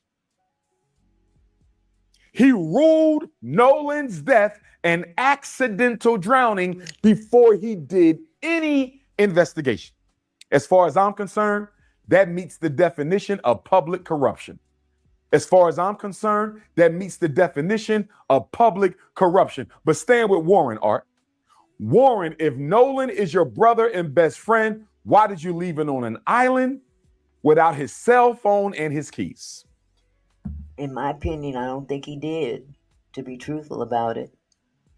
But good question. If that's the story that you're sticking to, why would you leave him out there by himself with no keys and no phone? If your story is in fact true, then why would you do that if that's your friend? Why did you take his cell phone and keys back to the mainland? You left him there and took his cell phone and keys back. Can you please explain that to me? What person wants to be on an island without their phone? Help me understand that, Warren. I don't know of an 18-year-old who wants to be anywhere without their phone, Art. They don't want to be in school without their phone. They don't want to be at home without their phone. They don't want to be out of town without their phone. They don't want to be at the mall, the movies, the restaurant. They don't want to be nowhere without their phone, let alone on an island with no way to get off. You left your best friend on an island, your so-called brother. You left him on an island with no way to get off, and you took his phone and his keys. Can you explain that to me, Warren? While you're thinking about it, I got another question for you, Warren, while you're thinking about it. You said at 11 o'clock. Okay, you know what? Sinister made a very valid point. And this is where some of Dr. Umar's information may not be totally correct. The keys themselves were left back at the mainland with the car. Okay. Clearly he didn't know that. But the phone wasn't. The phone was, Nolan kept his phone with him when he went over. But the keys, on the other hand, you're correct. The keys were left at the mainland. And that's why it's important for people to, get an understanding. If they don't have it right, they need to get it right, get the correct information. Okay? Hold on just a second. You called Miss Christine to see if she heard from her son. Warren said, Art, I called Miss Christine to see if she heard from Nolan. She said she had not heard from Nolan. Can I ask you a question, Warren? If you took his phone, how in the hell was his mother supposed to hear from her son when you have the son's phone? Did you tell Miss Christine that you had her son's phone when you called her? I bet you didn't. I bet you didn't. Think about that, Art. He called the mother and asked her if she heard from her son. But he knows she didn't hear from her son, Art, because he has her son's phone. How can the mother hear from Nolan when you have Nolan's cell phone and you left him on an island? And I bet you didn't tell her you had his phone. Because if she knew you had his phone, Art, she would not have had to use Life 360 to find the phone. If you had his phone and you called her at 11 o'clock to see if Nolan was okay, why didn't you tell Nolan's mom you had his phone? Why did my sister Christine and my sister Tashima have to use Life 360 to find their son's phone? Because you playing games. You playing games. You playing in our face like we stupid. That's what this is. I don't know if he did it, Art, but he damn sure knows who do. I allege and I believe that all 30 of those white kids on all 3 of them boats know exactly which one of them did it, and the rest of them are covering it up. And guess what, Warren? And the rest of you 30 white kids on those 3 boats, let me explain something to you. Federal hate crimes law, you can go to jail for the rest of your life in case nobody didn't tell you. federal hate crimes law, you can go to jail for the rest of your life in case nobody told you. Okay, Sinister, the likelihood. Okay, Sinister first said because he could have used someone else's phone, and he did tell Christine he had the phone. This goofy knows nothing of the case, obviously, but people still take this for gospel. Let me address that real quick, okay? Because again, the goofy part, that's your opinion, okay? But the point that you made about he could have used someone else's phone. I don't know about you, but there's a lot of phone numbers in many people's phones because it's automatic dial that you can just tap on that person's name. Many people don't know the phone numbers of the people that they're calling, okay? And it's very conceivable that he didn't know his own mom's number, okay? You can't rely on the fact that he could have used someone else's phone when he has his own phone. If he elected to remain behind, common sense would be that he would have kept his phone with him. Okay? It doesn't make sense, oh, I'm going to hang behind, but y'all can go on about your business. I'll catch up with you. And I'll just use somebody else's phone to call whoever I need to call, even though their phone number is not in that phone. You see what I'm saying? It's not common sense. He could have used anybody's phone if he knew the number. We don't know if he knows the number by heart. There's many numbers that I call in my phone that I don't know by heart. I got grandchildren who have phones. I have to pull their name up and tap on their name to call them because I don't know their number by heart. Blue said, but he should know his own mother's number. Okay, that's a matter of opinion. Young people don't think like us. Okay? Everybody don't memorize. The way technology is nowadays, it takes away the necessity to think on your own sometimes. You have a device that stores all of your phone numbers, and all you got to do is pull that person's name up and tap on their name, and your phone will call that person. It's just a matter of opinion to think that he would know his mother's phone number by heart. But it makes better sense that he would keep his phone rather than run around asking for someone else's phone. Okay? Hold on. Guess what? The Emmett Till Anti-Lynching Act, you can go to jail for up to 30 years.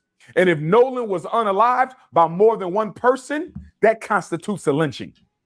That constitutes a lynching. So you can go to jail for up to 30 on the Emmett Till Act. You can go to jail for life on the Matthew Shepard James Byrd Hate Crimes Act. And in the state of Mississippi, Art, if you are an accessory after the fact, not accomplice. Accomplice means you participated in the murder.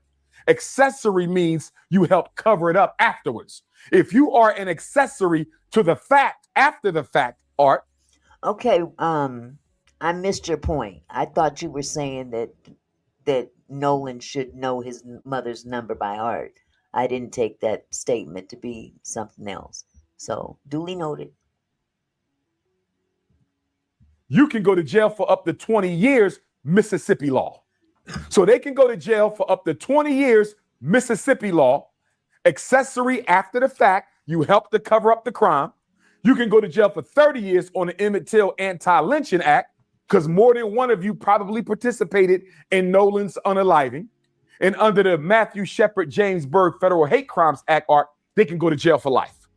And this is why I need Nolan's step pop and coach to watch what comes out of their mouth and stop trying to help these white kids avoid accountability for what they did to Nolan. Because if the tables were turned, white folks are not going to try to help your child avoid any accountability. So stop the cutting. Now, another question I have for Warren. You said you and Nolan been friends since 8th grade. Since 8th grade, Art.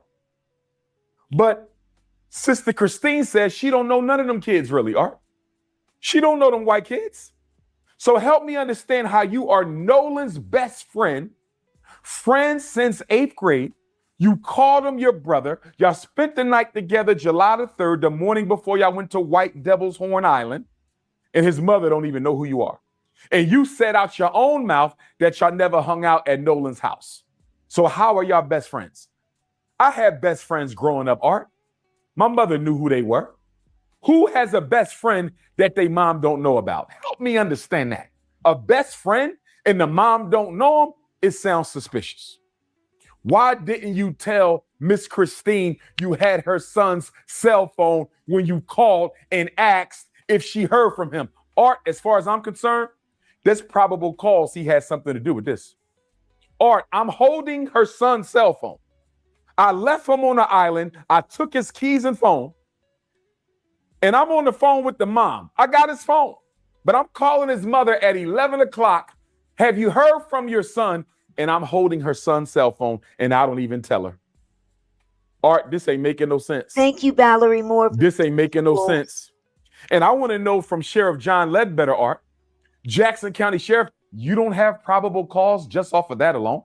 Somebody calls somebody's mom asking if she heard from him while they have their phone and left him stranded on the island. And if you care so much about Nolan, Art, if he cares so much about Nolan, the so-called white best friend, Art, why did you wait till 11 o'clock? Y'all left the island 4:30. Y'all left the island 4:30. Okay, Bees, where did you hear that? She didn't want whites in her house. Where did you hear that? See, this is how information gets out there that's not even... This is the first time I've heard that one. She didn't want white people in her house. Tell me where you heard that. Because we got a lot of people spewing information out here as if they were there and knew these people. Y'all don't know none of these folks. But you're talking like you do instead of looking at the circumstances.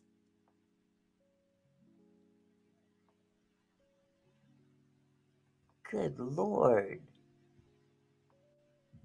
If you care so much about Nolan, why are you not calling his mother until 11 o'clock? It's pitch black outside at 11 o'clock, Art. It's pitch black. It's almost midnight, and you wait till 11 o'clock to call his mom and ask her if she heard from her son, but he's supposed to be your brother and best friend. Listen here, Warren. I was born at night, but I wasn't born last night. I was born at night, but I wasn't born last night. And then I have a question for his dad too, Art. I don't know if you know this, but his dad has started an online fundraising platform. Utalk says maybe they went swimming and Nolan was drowning, and instead of helping him, they all laughed and realized he was dead after then made a pact to not say anything. And you know what? That's a possibility. There's all kinds of possibilities. It doesn't mean that they did that to him. That would be considered an accident. Okay? So it's good to think about those things instead of just coming right out and saying, yeah, they did it without having any kind of proof. You can have your suspicions, and that's fine. But to come right out and say something without anything to back it up, no reasoning to back it up. There's a whole lot of reasons why people are taking the stand that they're taking in terms of thinking that these guys might know something that they're not divulging and that they're protecting themselves because of the history of Mississippi, the racist history of Mississippi. It's no secret. Okay? So again, that's something to consider. And it's not saying that they did it or they didn't do it. It's just a scenario. Oh, let me catch up. This chat is huge, and I'm trying to catch up. Okay. For Warren and two of his friends, I think they raised $160,000 so far. $160,000. Nobody has been arrested. Nobody has received a warrant. Nobody has been indicted.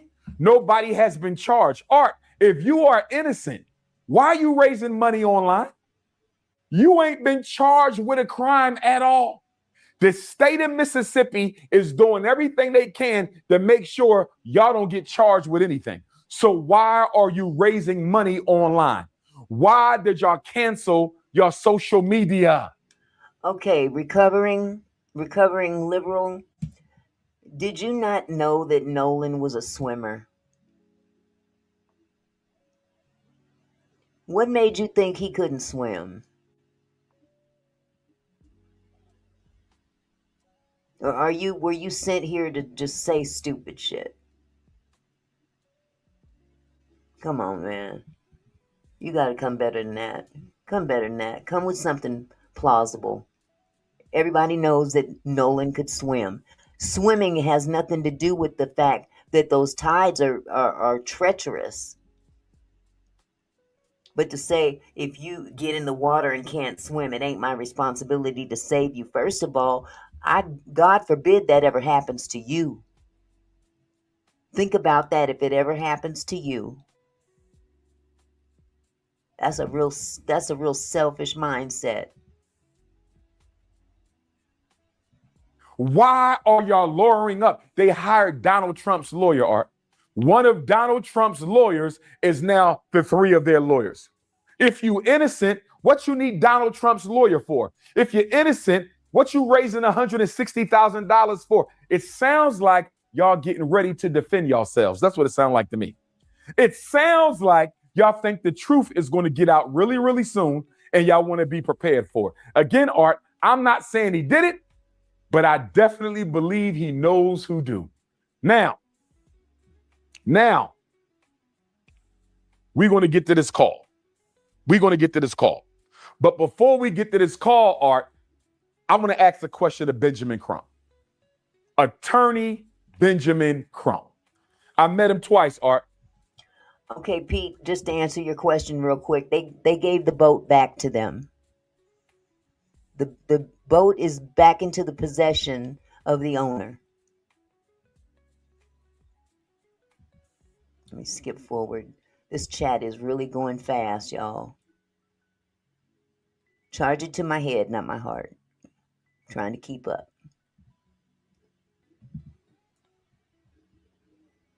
Oh, and by the way, this statement right here, black kids make a pact and go to jail for not telling, that don't make it right. Wrong is wrong. I don't care what color you are.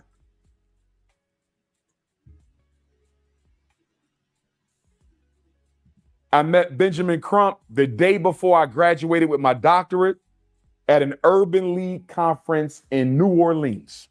I presented at a workshop at the Urban League conference in New Orleans. This is July of 2012. And I flew back to graduate and get my doctorate in clinical psychology. We had lunch. It's a few of us at the table. We had lunch. Okay, this is around the Trayvon era. And then I met Benjamin Crump again at HBCU Delaware State University about 3 or 4 years ago at the Black Farmers Conference that was put on by one of the black professors there. She invited me to keynote the luncheon. No, I didn't. And she switched me out at the last minute for attorney Benjamin Crump. I understand it was a black bourgeoisie event. I'm not a member of the black bourgeoisie. I got switched out. I understand. No harm, no foul. Ben Crump gave a good speech. But here's my question to Benjamin Crump and Al Sharpton. Art. How long are y'all going to wait around before y'all call a spade a spade? How long is Ben Crump and Al Sharpton going to wait around, Art, before they tell the world that they don't think this investigation is being done correctly? How long before Benjamin Crump and Al Sharpton demand that the FBI and Department of Justice take over this investigation? Art, it's been over a month and we know nothing. It's been over a month and we know nothing. Now, let me say this, Art. There's several circumstances through which you can demand the FBI come in and take over an investigation. One of them, Art, if there is a suspicion of public corruption or obstruction of justice, the FBI, the Department of Justice, can come in and take over a case on the suspicion of public corruption or obstruction of justice. So you're going to say, Dr. Umar, what evidence do you have of that? First of all, they declared this an accidental drowning before they did any investigation. That's a cover-up. Not only that, Art, they never treated the boat like a crime scene.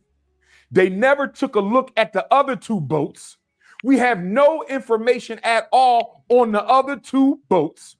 Those 30 white kids should have had their cell phones confiscated, investigated. All their social media should have been investigated. Their homes should have been investigated. They should have all been interrogated. They should have been investigated to see if they or their parents had any connection to any of the white hate groups in the state of Mississippi. None of that was done.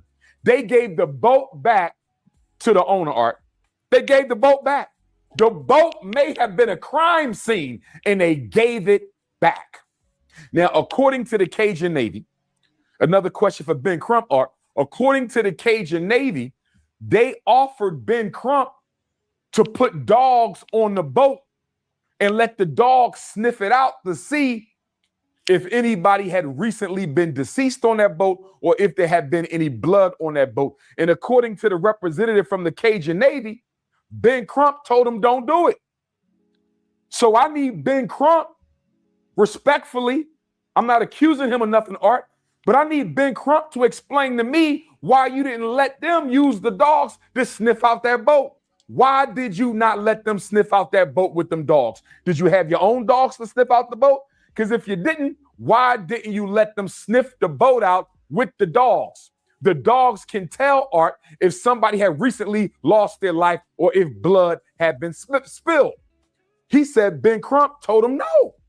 I need Ben Crump to explain that. I need Sheriff John Ledbetter to explain why the boat wasn't treated as a crime scene, potential crime scene. I need him to explain why all them white kids wasn't arrested and King's Frosty Bite said, this is why you wait for an investigation, because you get a bunch of what if. And absolutely. But here's the problem. The state of Mississippi isn't doing that. They're holding everything close and saying we're not going to reveal anything until it goes to the grand jury. And according to their schedule in the state of Mississippi, in that particular county, they only convene 4 times a year. The third time of the year just passed, which is July. The next time they convene isn't until October. So my suspicion is that they're holding on to this information, hoping that all this dies down, because it won't be until October that they even send it over to the grand jury. And then the grand jury says, well, I don't know, maybe we'll check it out, maybe not. We don't know how they go about deciding whether or not, they're going to even move this any further. That's why there's no trust in their justice system there. There's no trust. That's why there's so much speculation, because they don't trust them. Questioned, because if it was black kids and a white kid went missing, Art, they would have all been arrested and questioned. You know that. They would have all been arrested and questioned. And then let's talk about the autopsy, Art.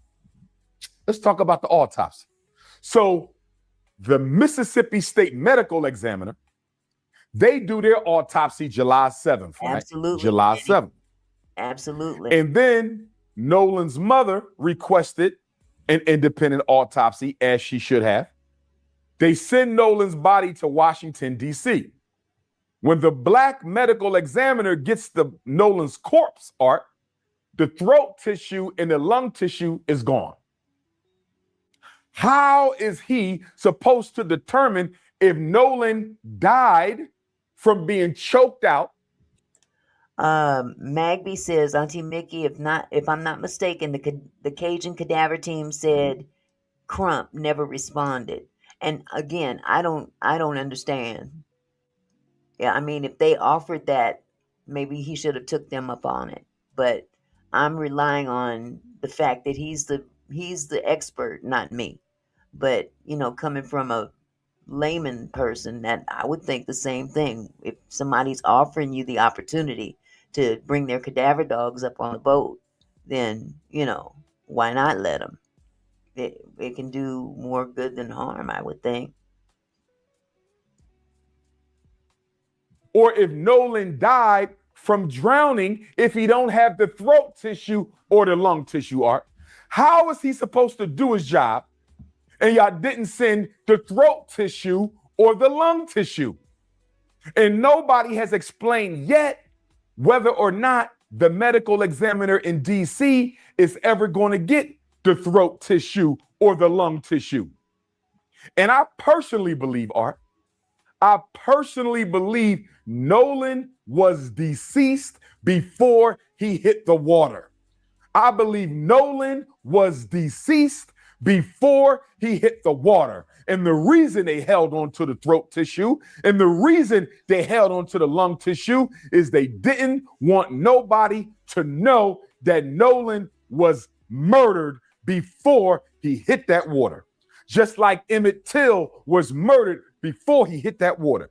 Just like Dr. King's brother, A.D. King, was murdered before he hit that water. Remember, Art, when Dr. King's brother was murdered, Reverend A.D. King, they found him in a swimming pool. They ruled it a drowning. And then one of the paramedics said, what, Art? One of the paramedics who took Dr. King's brother out the pool, Art, said he didn't have no water in his lungs. The paramedic said he didn't have no water in his lungs, Art. And plus, A.D. King, just like Nolan, A.D. King, just like Nolan, was a great swimmer, Art. Was a great swimmer. They kept them lungs, I believe. They kept the lungs, Art, because they knew that those lungs would have provided evidence of the fact that Nolan may have been deceased before he hit that water.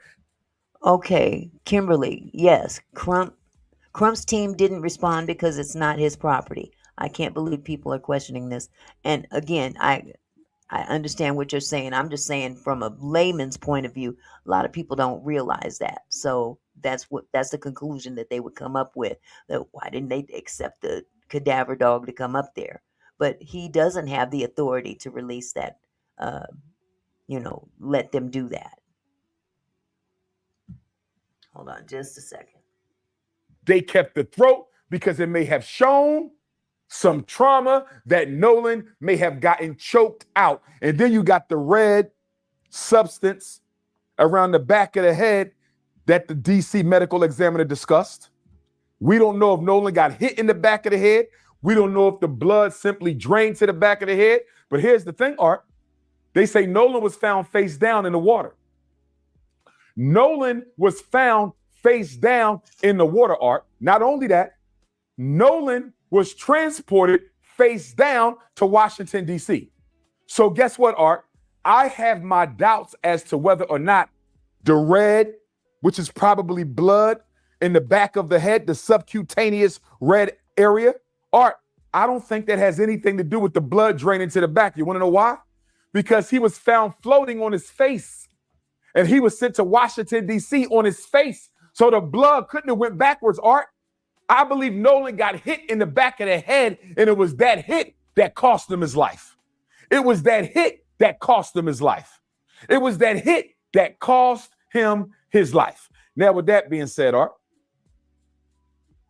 I want to go to Sister Tashima and Sister Christine going over to Warren's home, allegedly, to get Nolan's phone.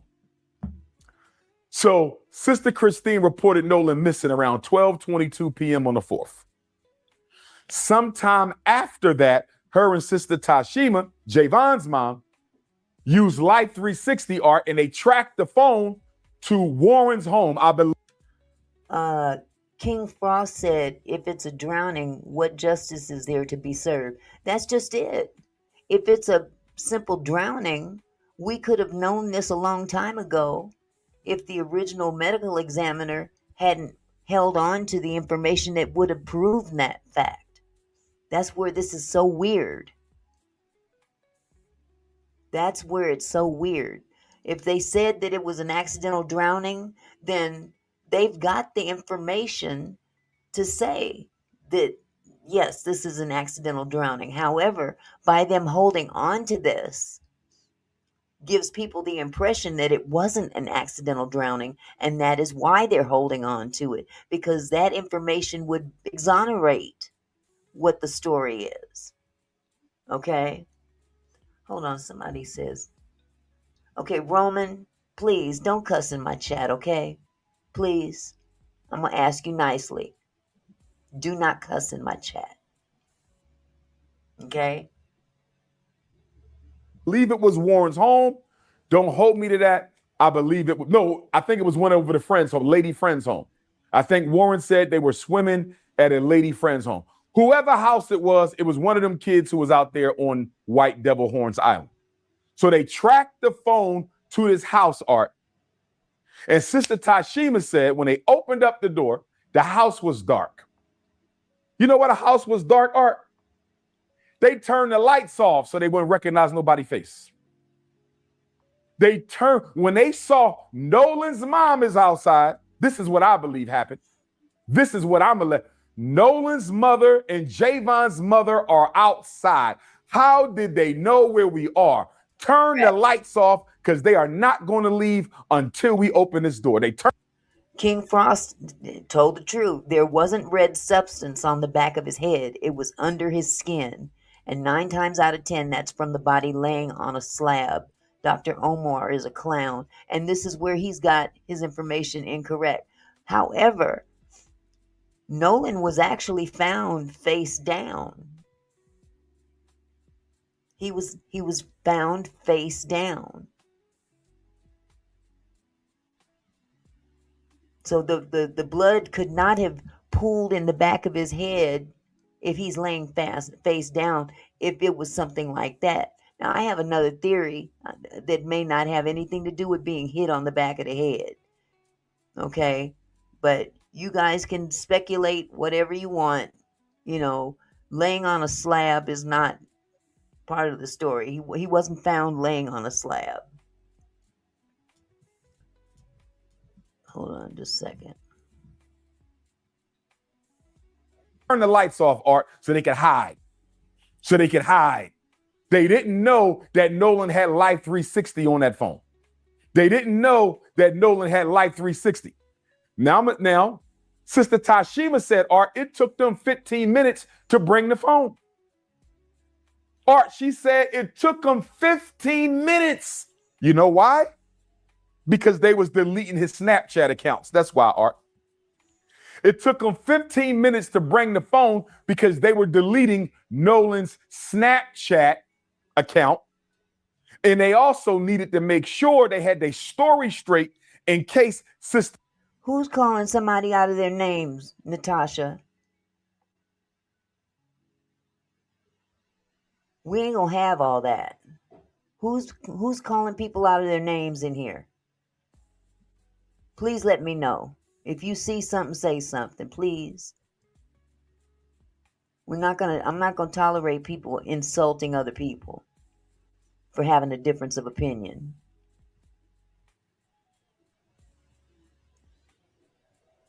Christine and Sister Tashima had any more questions, Art.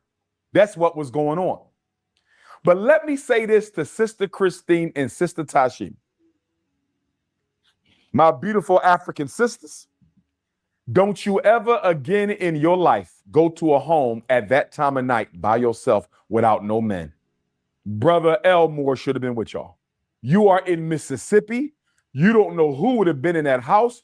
You don't know what type of racist rednecks could have came out there and attacked you guys, and y'all could have ended up missing just like Nolan. And once again, they would have said they never saw y'all. And once again, they would have said that they never saw y'all. So please don't do that again. I know you was looking for your son. I know you was helping your girlfriend look for her son. But don't y'all ever pull up at no white people's house you don't know after midnight. Don't you do that no more, ladies. Bring a couple alpha males with you. Bring Brother Elmore with you next time. But this is what I wish they would have done, Art. Let me tell you what I wish they would have done. When Sister Tashima and Sister Christine got to that house, Art, I wish they would not have told them they knew the phone was in there. Stay with me, Art. I wish they would have not told them they knew the phone. They should have played it off, Art. They should have said, we want to know if anybody has seen Nolan. We haven't heard from him since he went with y'all to White Devil's Horn Island. And they would have said, we ain't heard from him, Art. And then I would have said, do you know if Nolan had his phone with him? I've been calling my son all day. He's not picking up. Do you know if he had his phone? And if they would have said no, Art, if they would have said, we don't know if he had his phone or not, you know what I would have done?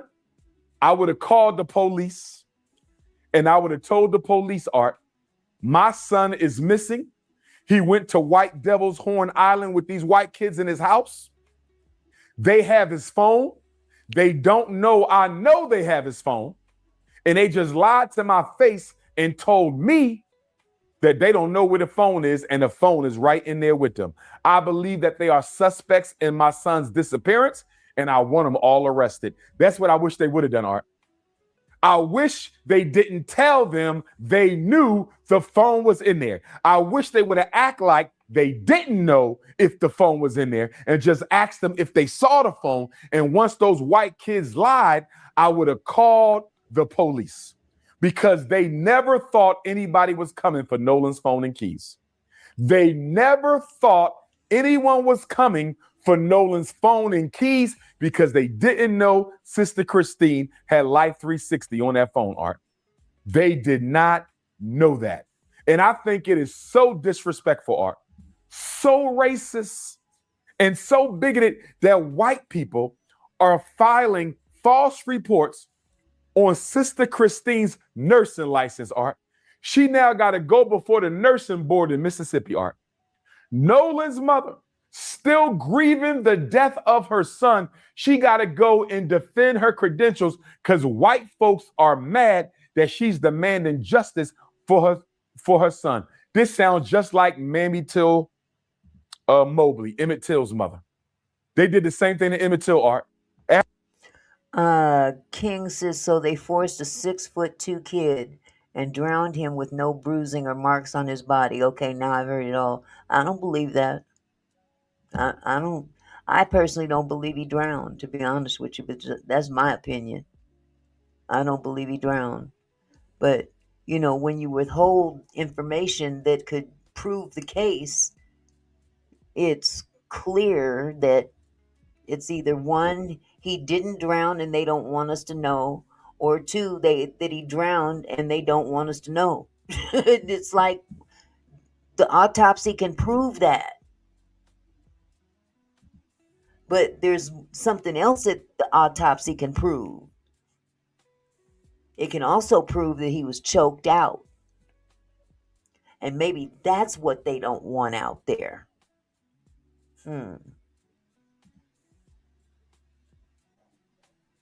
Just saying what I'm saying. After they assassinated Emmett Till, they harassed his mother. They sent her all type of threatening phone calls, letters, notices. Here we are, Art. 61 years later, they doing the same thing to Nolan Wells' mom. For black people who think white people have changed, Art, it's time to wake up and smell the coffee. They are their ancestors, Art. They are their ancestors. They might be worse. They are their ancestors. And since they are their ancestors, we need to be our ancestors. Now, let's talk about the infamous Cito call, Art. Okay, King, really, you're gonna penalize her for having her own channel.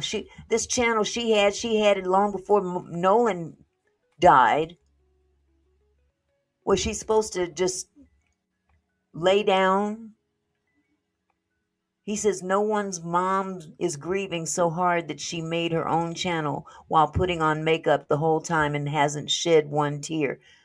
You have got to be crazy. I'm sorry. That's some, I don't know what you've been looking at, but man, I'm good. I'm good. You go, you do you, boo. You do you, boo. I seen that woman shed tears. And I think that's a really insensitive thing to say about a grieving mother. That's really messed up. That's really messed up.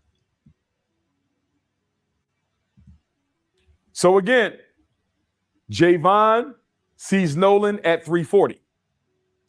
The coach sees Nolan between 2:30 and 3:30. Katie sees Nolan between 3 and 4:30. I already told you I believe Nolan was unalived between 3:30 and 4:30. Now, our sister, what was her name? Jacqueline Brentley or something. Jeanette Brentley, Jacqueline Brentley. Forgive me, sister, for mispronouncing your name. But our sister, who is an audio engineer, Art, she went through the laborious process of cleaning up the background conversation during the infamous CETO call.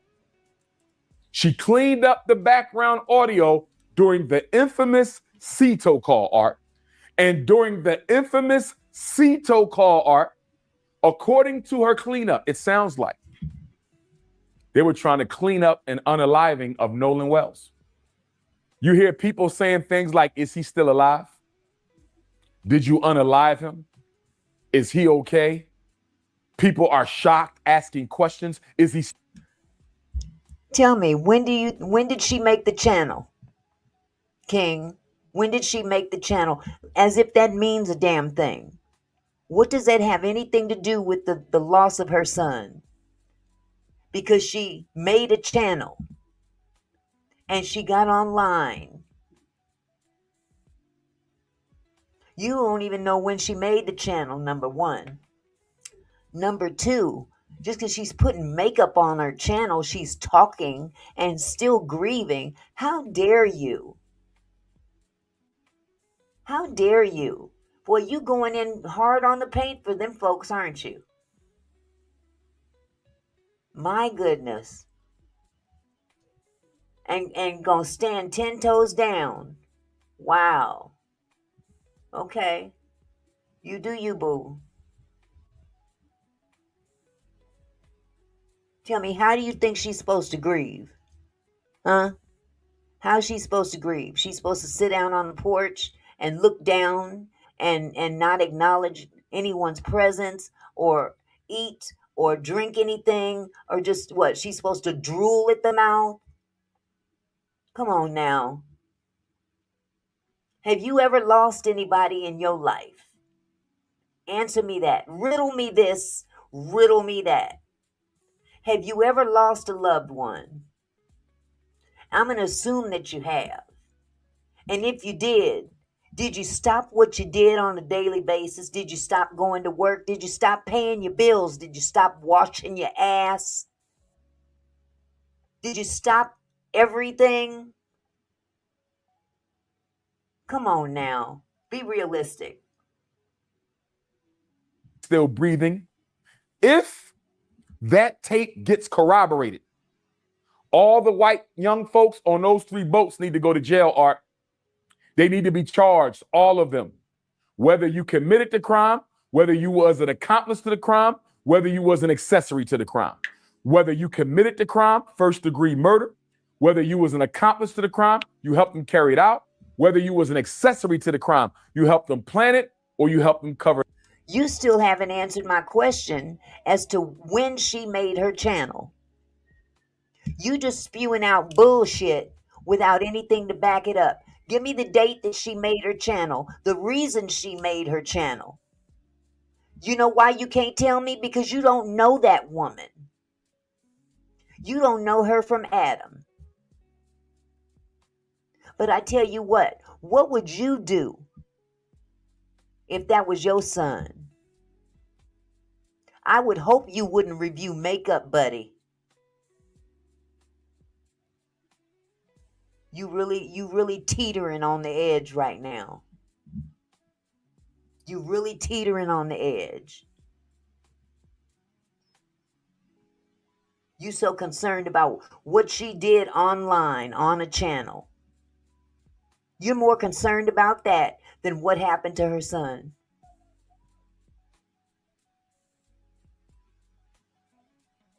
She can call people what she want the fuck to call them, you idiot. Now come on now. Don't be so damn stupid you can't take your head out of your ass and realize that people are still human and still have ways that they have to go about through their lives. Maybe it doesn't coincide with whatever you would do. Sound like you would do something real weird. So you can get the fuck out of my chat at this point. See ya. I'm sorry. I'm so sorry, you guys. Up, Art, because I'm having problems. I'm having problems with this investigation. It is too lax. It is too soft. And my question to Ben Crump and Al Sharpton, how long before y'all going to demand that the federal Department of Justice take over the investigation, Art? As I was saying earlier, you can demand the feds to take over the investigation, Art, if there is concern about public corruption and obstruction of justice. One of the boys' mom or stepmom, and I think it's Warren, allegedly, one of the boys' mothers or stepmothers is a chancery court judge. Another one of the children's parents is allegedly tied to the FBI.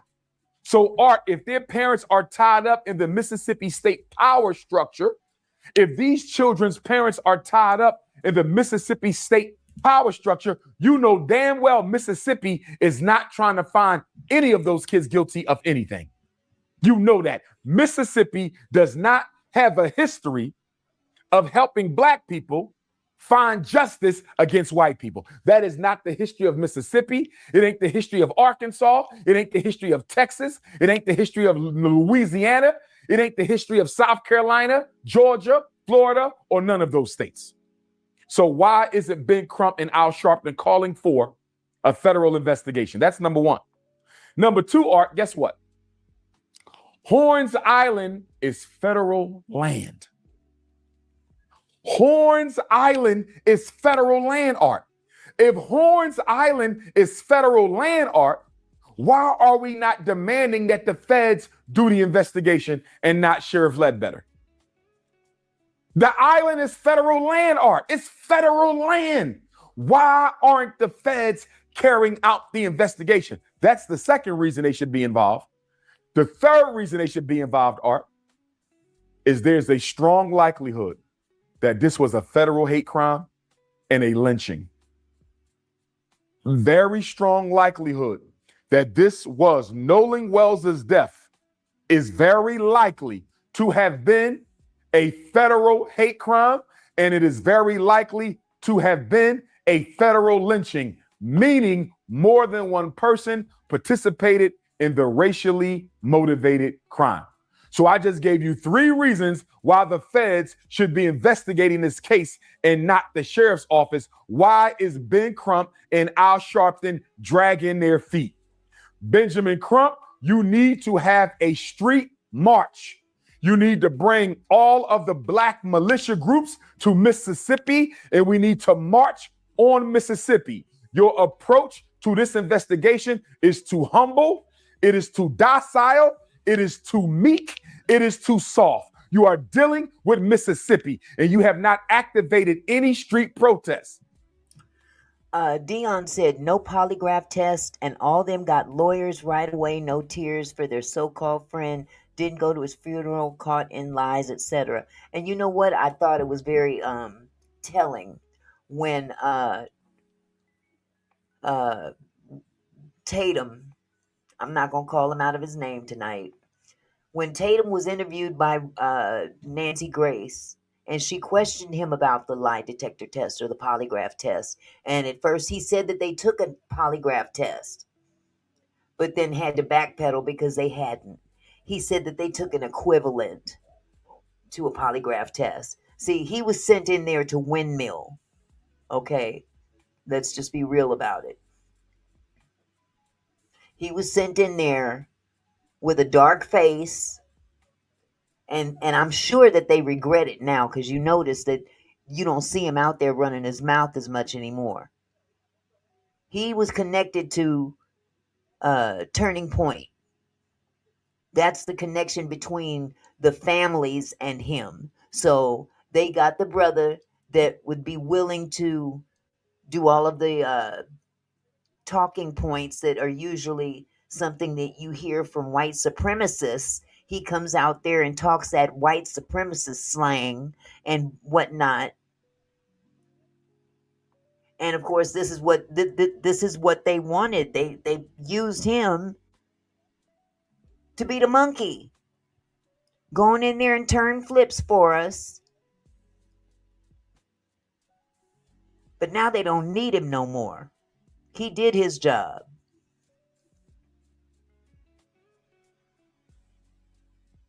They have the capability to prove this case right now. They have it under lock and key right now. That's the whole point. That's the whole point. They know what happened, and they're holding it straight to their bosom. Because if it were a drowning, they have the proof that it was. But they have other proof. If it wasn't a drowning, they have other proof of what it was. And they don't want that proof out there.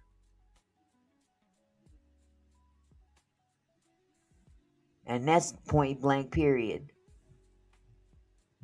These stories have changed as every day goes by. There's a new something added, something that was never said before. So when you have to continue to, if you go out there and tell lies, see, the bottom line is it could have very well been an accident and they got scared and covered it up. But getting scared and covering it up caused a bigger issue. And we're dealing with that issue now. Because now they're under suspicion based on their movements, based on the way that they behaved. If you act suspicious, people will be suspicious of you. Don't get mad. Accept the problem and do better. But don't try to sweep it up under the rug as though it's the other person's fault because them boys messed up somehow. And like I said, I didn't say they did anything specifically to him. I'm just saying that their behavior is suspicious and has been from the jump.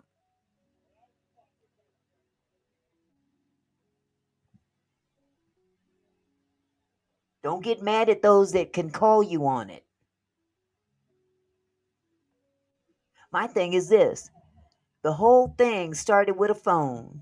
What was on that phone? What was on that phone that they didn't want to be seen?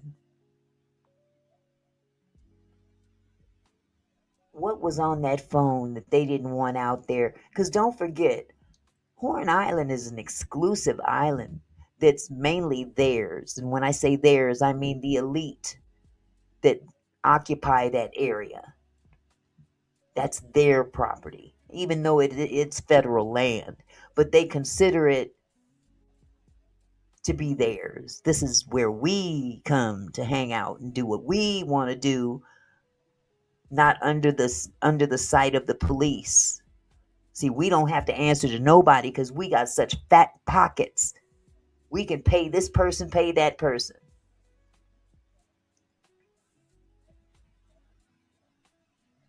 Don't get mad because people recognize what they see and call it out. Don't get mad. Just say oops.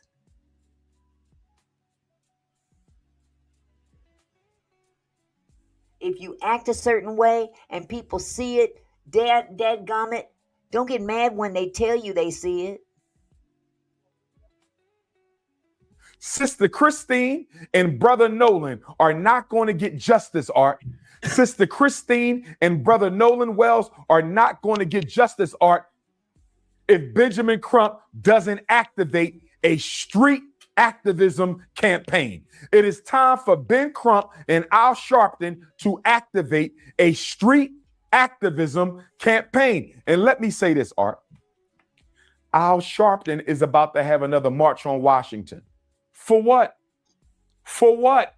He's going to commemorate the Dr. King 1963 March on Washington. He's been doing it almost every year. But Art, it's an empty symbol. Al Sharpton, listen to me, sir. You don't need to march on D.C.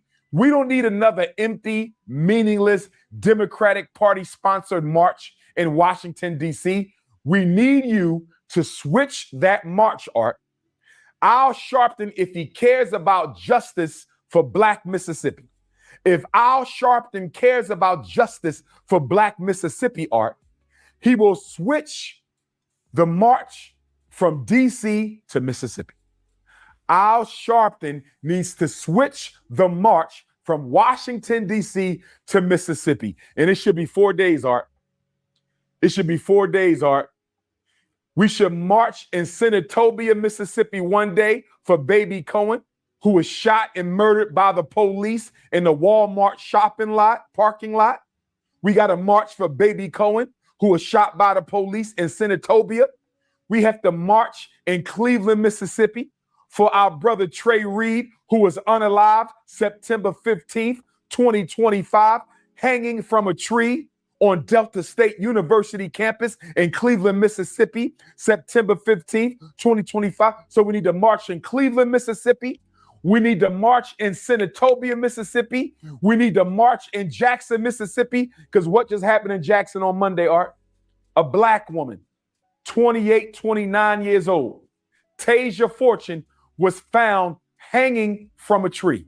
Monday, Art, 4 days ago, a Black woman was found hanging from a tree in Jackson, Mississippi. And check this out, Art.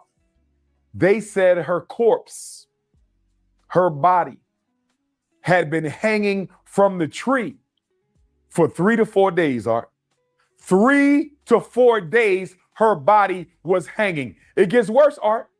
It gets worse. They said they had to use a ladder. They had to use a ladder to go up on the tree and get our sister Tasia down. And guess what the Mississippi State Medical Examiner ruled it, Art? Guess what she ruled it? The same thing she ruled Trey Reed's death as: suicide. Let me ask you a question, Art. How many Black people you know hang themselves from trees?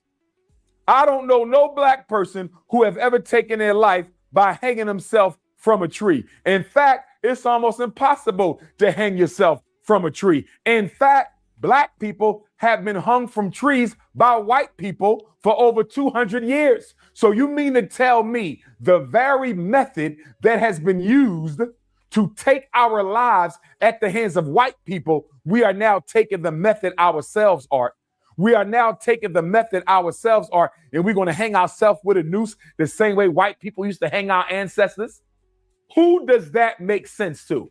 That don't make no damn sense. So now all of a sudden, when Black people want to take their life, we're going to go outside, get a noose, and hang ourselves suspended from a tree. That's nonsense.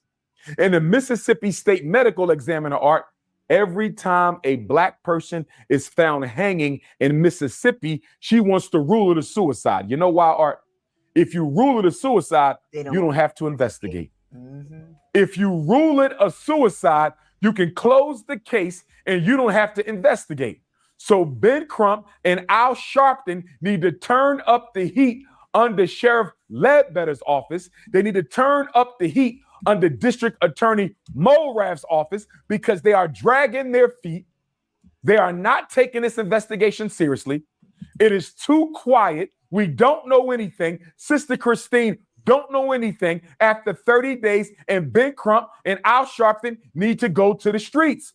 Since you like to march every year in Washington, D.C., Al Sharpton, why don't you bring your behind to Mississippi and march?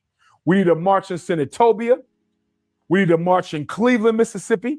We need to march in Jackson for Sister Tasia Fortune. And we need to march in Ocean Springs for Brother Nolan Wells. And check this out, Art. The Attorney General said they're going to keep the toxicology and the autopsy report under seal. They're going to keep the toxicology and the autopsy under seal, Art, until the grand jury gets to see it. A grand jury is going to decide whether or not anybody is going to get charged with a crime, Art. And I have a big problem with that, Art. That's what happened with Carmelo Anthony.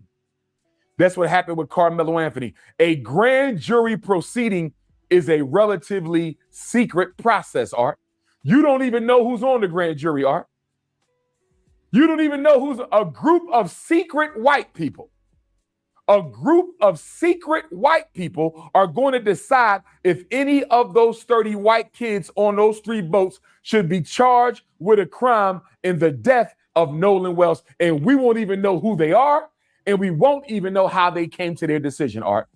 We won't even know who the grand jury is, and we won't even know how the grand jury came to their decision. What is Ben Crump ready to do? What is Al Sharpton ready to do if the grand jury returns no indictments on anybody at all for the death of Nolan Wells? Will Benjamin Crump be ready to march then, Art? Will Al Sharpton be ready to march in Mississippi then? If the grand jury says this was an accidental drowning, case is closed, no indictments, what is Ben Crump and Al Sharpton going to do? Because right now, and I respect them both, Art, but right now, the way this case is being handled, they are too docile, they are too meek, they are too humble, and they are too soft. We need some street action. We need some street protests. We need some street marches. We need to raise up the temperature in Mississippi, Art. That's what we need to do. This is the state that unalived Medgar Evers. This is the state that lynched Emmett Till. This is the state that took the life of Baby Cohen. This is the state that lynched Tasia Fortune. This is the state that lynched Trey Reed. This is Mississippi, the state that tried to lynch Fannie Lou Hamer, the state that tried to lynch Ida B. Wells. When are we going to wake up and smell the coffee? Now, let's get to the infamous call, Art, and I'm going to wrap this up. Let me get to the infamous call, and I'm going to wrap this up. They called the Cito company at 4 o'clock. We already talked about the background noise that the audio engineer, our beautiful black sister, Jeanette Brentley, cleaned up. Sounds very suspicious, Art. It sounds like they may have been in the act of unaliving Nolan Wells when they made the call. It sounds like they may have been in the act of unaliving Nolan Wells when they made the call, Art. Allegedly. And guess what, Art? That would make perfect sense. You want to know why? Because the call was bogus. Nothing was wrong with that ship. This is my allegations. This is my belief and my allegations, and I'm standing on it. Nothing was wrong with the boat, Art, and I'm going to explain to you how we know this. Nothing was wrong with that boat. They made that call because they needed an alibi, Art. They needed an alibi. And that seems to be the thought that people are having now, that they set those calls up to establish an alibi. I'm sorry, I'm kind of tired, so pardon me if I fumble over my words, but it's believed that they tried to stage an alibi, and that's the reason of that recording. But it was kind of strange that the grandpa is on the phone with the Coast Guard at the same time, or not Coast Guard, I'm sorry, the guy with Cito, and that same grandpa actually sells memberships for Cito. And the question is, how did he know that there was an issue with the boat unless Wyatt, his grandson, called him? So again, that looked suspicious. Just explaining that part. So if Nolan Wells, when Nolan's body was found, Art, if they were able to determine the time of death, when Nolan's body was found, and if they were able to determine the time of death, they say, wait a minute, Nolan was unalived at 4 o'clock. Guess what, Art? They could say our boat was sinking at 4 o'clock and we was on the phone with Cito. The phone call was an alibi, Art. The phone call was a decoy. The phone call was a bait and switch. There was nothing wrong with that boat, Art. So listen, we know that Mississippi is going to find all the audio engineers they can find, Art.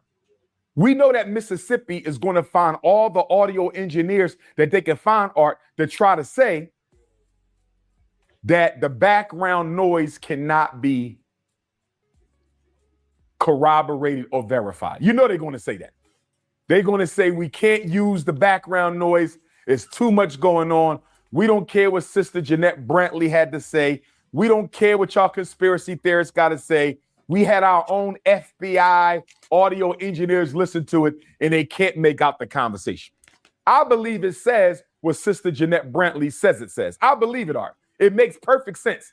They called at the time that they were unaliving him to have an alibi and an excuse. But guess what, Art? Even if they throw out the background noise, I believe we still have probable cause to arrest all 30 of those white kids. And I'm going to tell you why, Art. Let's listen to the conversation, Art. Let's listen to the conversation. He calls the operator on Cito.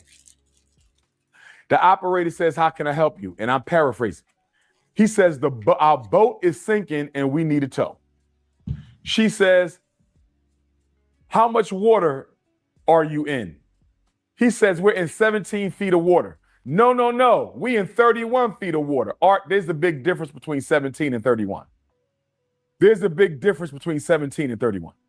Why don't you know if you are in roughly 17 feet of water? And why don't you know if you are in roughly 31 feet of water? You are on the boat all the time. This is what they do, Art. They boat all the time. They go to Horn Island all the time. Why don't you know if you're in 17 foot of water or 31 foot of water? 31 foot of water. But Art, it gets better than this, Art. One thing, I don't know if he even points this out during this interview. I can't recall if he does or not. But when the Cito operator asked for his coordinates and he finally gave the coordinates, she said, so you're on Horn Island? And he said, yeah. If you plug those coordinates that he gave her in, you will find that those coordinates were actually at the edge of Horn Island, not 31 feet deep of water further out into the ocean. So, with that said, I'll let you draw your own conclusion. But he wasn't out there in the middle of the water, out in the middle of the ocean. According to those coordinates that he gave her, they were sitting right on the edge of Horn Island. Gets better.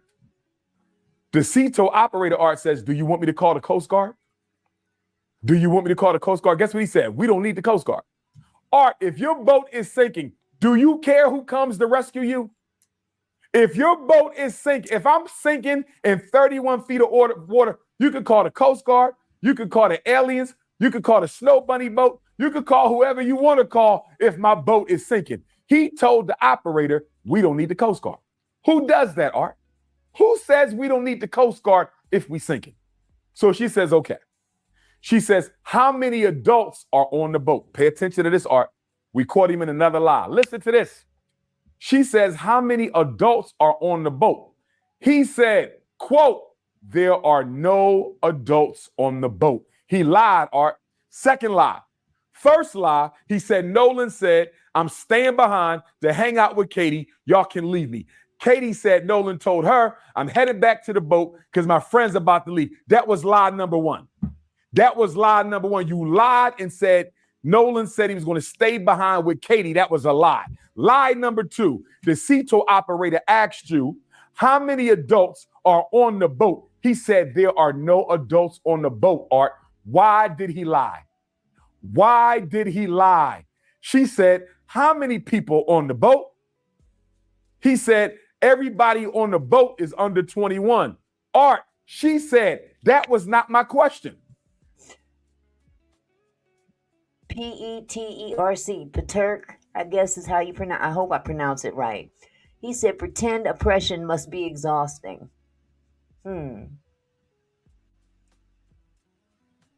Or trying to conceal it must also be exhausting. Or condoning the cover up. That's got to be exhausting too, because when you're covering things up, that means that you have to lie. And lying is definitely more exhausting than telling the truth. Boom.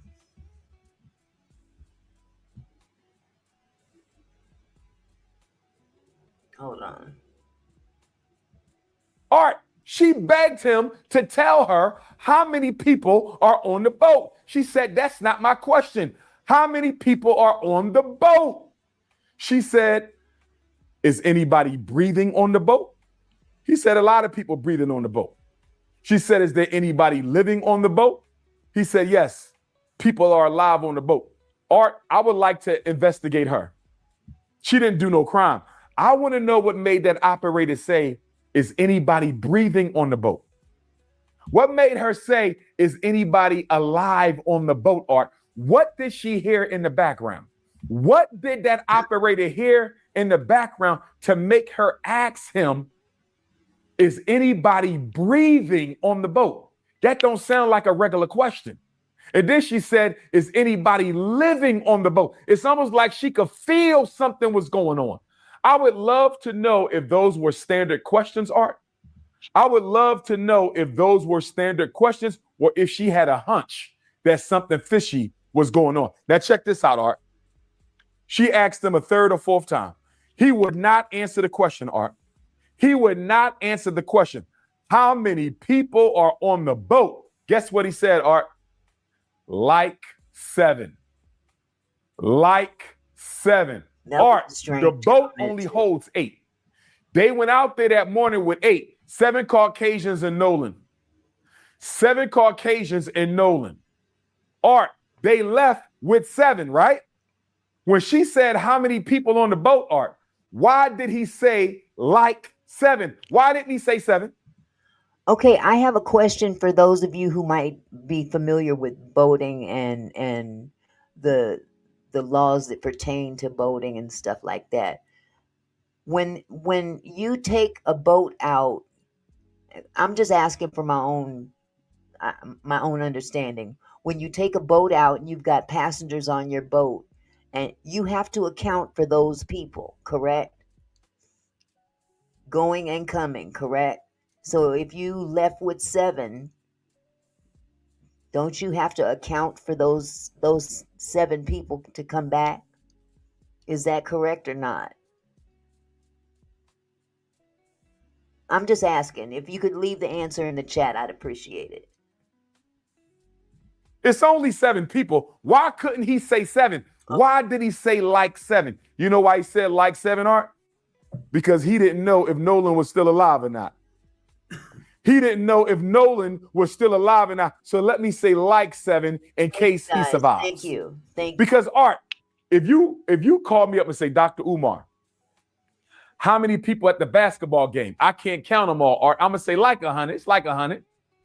Because I don't know. It could be a little less than 100. It could be a little more than 100. I'm going to say it's like 100. But Art, if there's only 7 people on the boat, I don't need to say like 7. I could just say 7.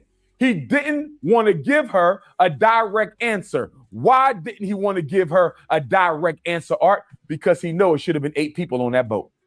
He know it should have been 8 people on that boat. So he said like 7 because he didn't want to say 7 so nobody can ask him where the hell was Nolan. Nolan's life was taken between 3:30 and 4:30, and they know exactly how and who.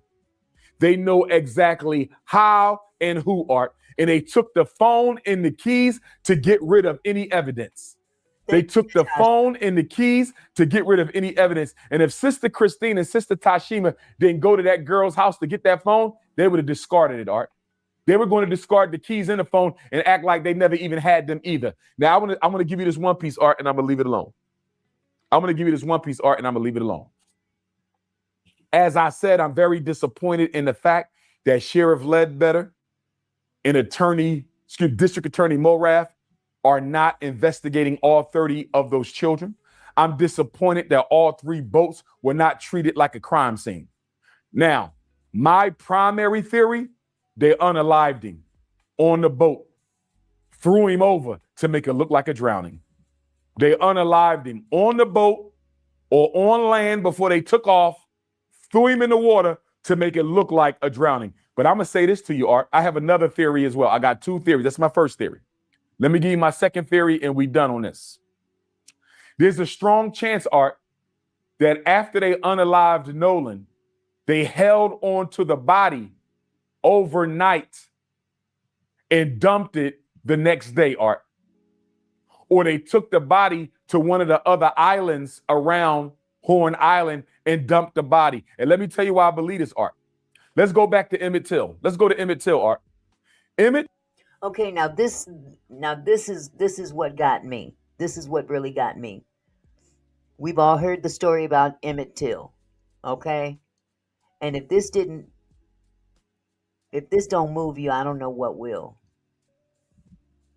Here we go. Till was unalived on August 28th. They tied 1955. They barbed-wired Emmett Till to a 75-pound cotton gin, 1955. August 28th, 1955, Emmett Till was unalived, and they barbed-wired him to a 75-pound cotton gin and threw him in the Tallahatchie River. The Tallahatchie River, Art, is a freshwater river. Horn Island is on the Gulf of Mexico. It's salt water. Salt water is rougher and more active and more buoyant than fresh water, Art. Follow me on this. Emmett Till got thrown in the Tallahatchie, barbed-wired to a 75-pound cotton gin, Art, and his body made it up to the surface on August the 31st. Even though he was tied to a 75-pound cotton gin in a river, his body floated up to the surface in 3 days, Art. Emmett Till was 14. Nolan Wells is 18. If Nolan Wells was unalived and dumped immediately on July 4th, Art, we should have saw his body on July 5th. If Emmett Till's body can make it to the top in 3 days, tied to a cotton gin, Art, why did Nolan Wells' body only surface the morning of July 6th? I think there is a strong possibility they held onto his body, Art, because they were afraid that if they dumped it immediately, it would surface too soon. If they dumped Nolan's body too soon, it would have surfaced before they were ready. That body could have floated back, Art, before they made it back home. They all go to jail. They could have held onto his body, Art, and dumped it on July 5th or dumped it the morning of July 6th. Because according to science, Art, Nolan's body should not have surfaced for 3 days. Or, according to what happened to Emmett Till, it should have surfaced within a day. The fact that it took Nolan Wells' body 41 hours before we saw it, I think that body might have gotten dumped, Art. I think they might have held onto Nolan Wells' body and dumped it a day or two later. And that's why the other 2 boats are important to the investigation, Art. How do we know Nolan wasn't unalived on one boat and held on the second boat? How do we know that? How do we know a second boat didn't take Nolan Wells' corpse to one of them other islands and then the body floated back, Art? Why are we not investigating all 3 boats and all 30 white children? Art, I'm going to tell you like this. For that boy to not tell that CETO operator how many people was on that boat, and she asked him 3 times, and the fact he lied and said there was no adults, and then he still didn't answer her question and said everybody under 21, and she had to repeatedly say that was not my question. Why are you unwilling to tell her it's only 7 people and not 8 people? Last thing I'm going to say, Art, shout out to Tyler Perry, Terrell Owens, Colin Kaepernick, to help them to pay for the funerals, autopsy, as well as reward money for information leading to an arrest. But guess what, Art? That reward money needs to be more than $175,000. Mississippi is the poorest state in America. 1 in 4 people live in poverty. We need that reward money, Art, to go up to $1 million. I need LeBron James, Rihanna, Tiger Woods, Venus, Serena, Kanye. Get that reward money up to $1 million, Art. We need the reward money up to $1 million so those white folks will start talking. 175,000, Art, is not enough money. We need $1 million. Guess how they found the 3 civil rights workers in Philadelphia, Mississippi in 1964, Art? Remember the Ku Klux Klan murdered those 3 workers? Cheney, Goodman, and Swerner, Mississippi burning? Mississippi burning? Guess how they found out? An undercover FBI agent tipped off the FBI to where those 3 bodies were buried. Do the FBI have any undercover officers operating in this case? Does the state of Mississippi Bureau of Investigation have any undercover officers operating in this case? We need some undercover agents to weave into the lives of these young people and find out exactly what happened to Nolan Wells. And that's why Benjamin Crump and Al Sharpton need to demand a federal takeover of this investigation immediately. All right. Listen, I've got one little thing I want to share with you guys before I end the live, if that's okay with you. Okay, if you just bear with me for just one moment. I've got one small thing to share with you before I end the live. Okay, let me make sure I've got it. I have this video on my channel that I just recently made. It's very short and to the point. And basically it's letting people know that you need to be mindful. In today's climate, we need to be mindful on who we allow our kids to hang out with and stuff like that. We are, whether we like it or not, we are in a racist society. Let's be truthful about it. A lot of the things that were said in the chat told me what I needed to know, which I already knew. But I want to share something with you. This is why, as Black people, we have to be mindful of who our children are hanging with. And we need to teach our children not to be the only one in the bunch for reasons just like this. Okay? And it's not to be racist. It's not trying to be racist. It's to be careful. Okay? Hold on just a second.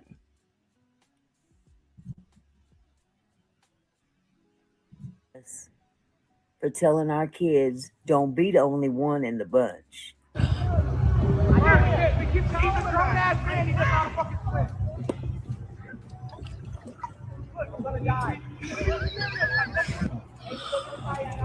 Wait, I ain't got my kayak. You gotta learn how to swim.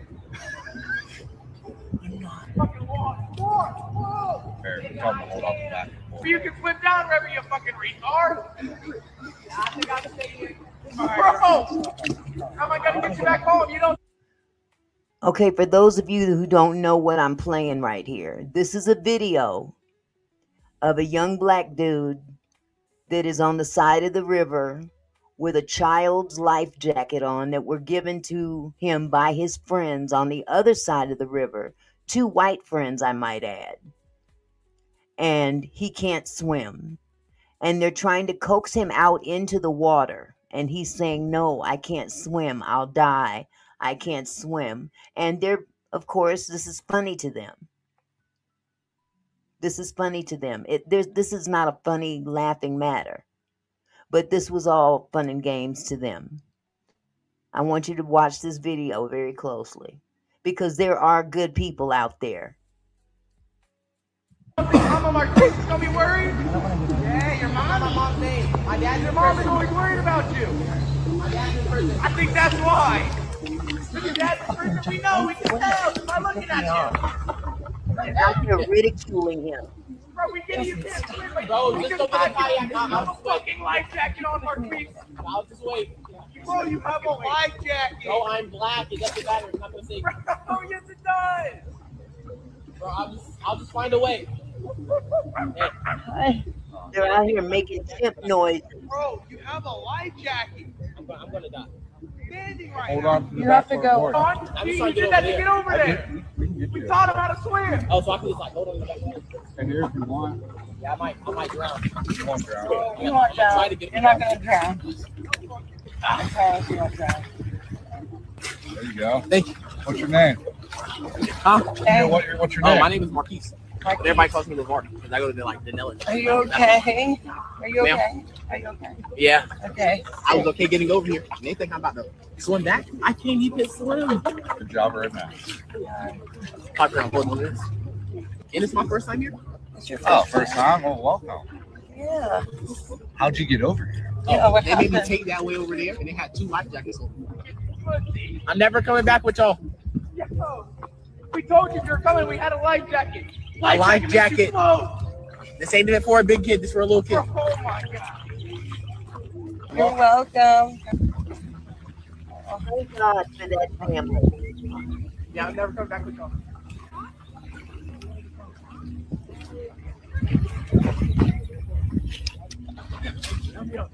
I don't know what to say. His friends are. Proud of yourselves.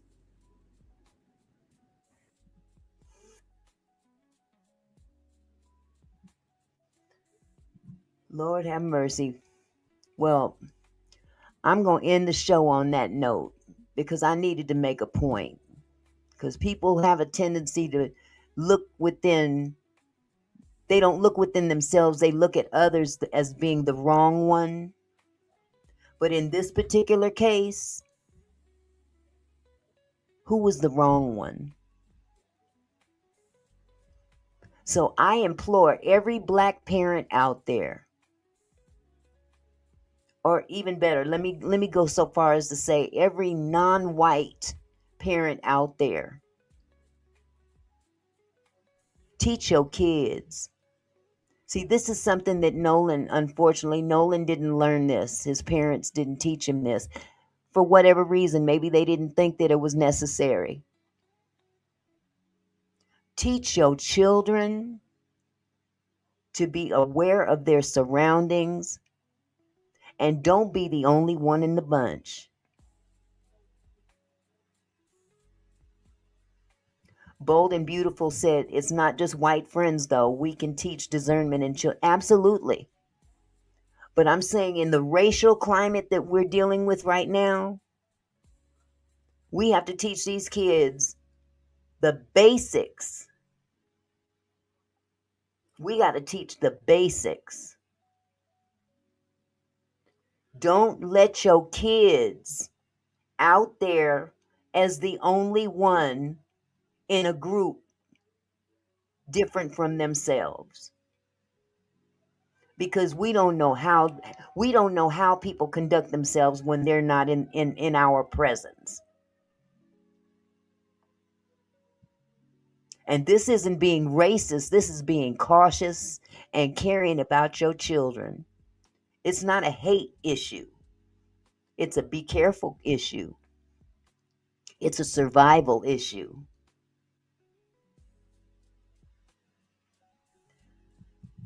Tony said, outside of social media, who in real life is racist to you in person? Is that directed toward me, or is that just a general question? Because there's all forms of racism. I'm talking about the kind of racism that can eliminate your life. I can't divulge all this other stuff because sometimes we don't even know that we're dealing with racists. Depending on what part of the country you're in. Because I can tell you where I am, they smile. Oh, they smile. They the ones that stab you in the back when you turn your back. And that's from experience.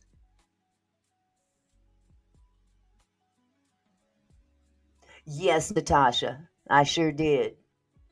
There's so many instances of, oh my God, there's so many cases out there that are not hitting the news of one black person and a bunch of white people, and they don't live. And nobody knows nothing. That's a problem. And the racist people may not want to admit it, but it is what it is. Leo Lyon said, these are the same people that get up and go to their little church and listen to the racist pastor. Absolutely. What we're dealing with right now is spiritual warfare. Just because somebody's thumping a Bible and goes to church every Sunday and stands behind the pulpit don't mean that they mean you any good. So I'm just saying, teach your children whatever you do. I beg you, please, teach your babies. You can still tell them to love their brothers and sisters. Kids have a natural tendency to be loving to one another. But it's still our responsibility as parents to teach them survival. And now we're in survival mode. So with that said, I want to thank everybody that came and hung out with me this afternoon. You guys don't know how much that really warmed my heart that you guys hung out with me. I appreciate all the comments, the support. If you haven't done so already, hit the like button on your way out. If you would like to subscribe to the channel, you can hit that subscribe button. I would really appreciate it. And again, thank you so much for coming out. This live lasted 3 hours. I didn't think I'd be sitting here this long, but this is a subject that needs to be talked about on a regular basis until everybody at least everybody that we can reach gets the memo. Okay? But our kids are targets now. They're not targeting just black bodies. They're not just targeting black bodies. They're targeting black children.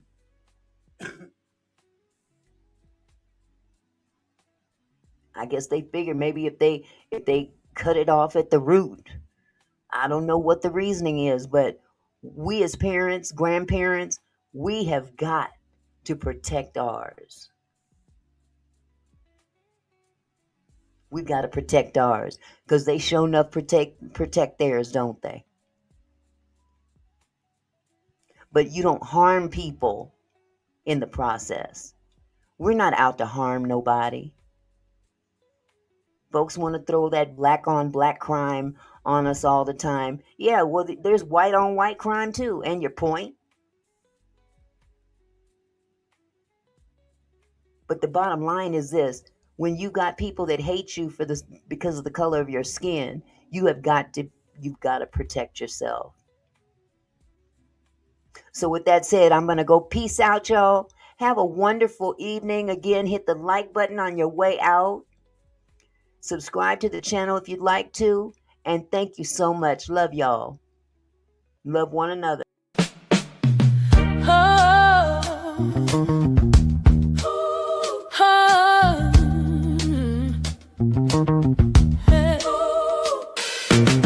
Hey there, my kinfolk. Thanks for stopping by. Auntie Mickey's house, where we reach for the sky. Every comment and smile, you make my heart glow. Together we're strong, together we grow. From gossip to politics, we cover it all. Sharing laughs and thoughts, having a ball. Your support means everything that I know. Feels like family here in this sweet show. So let's keep it flowing, keep the love alive. Every moment together makes me thrive. You're more than beautiful.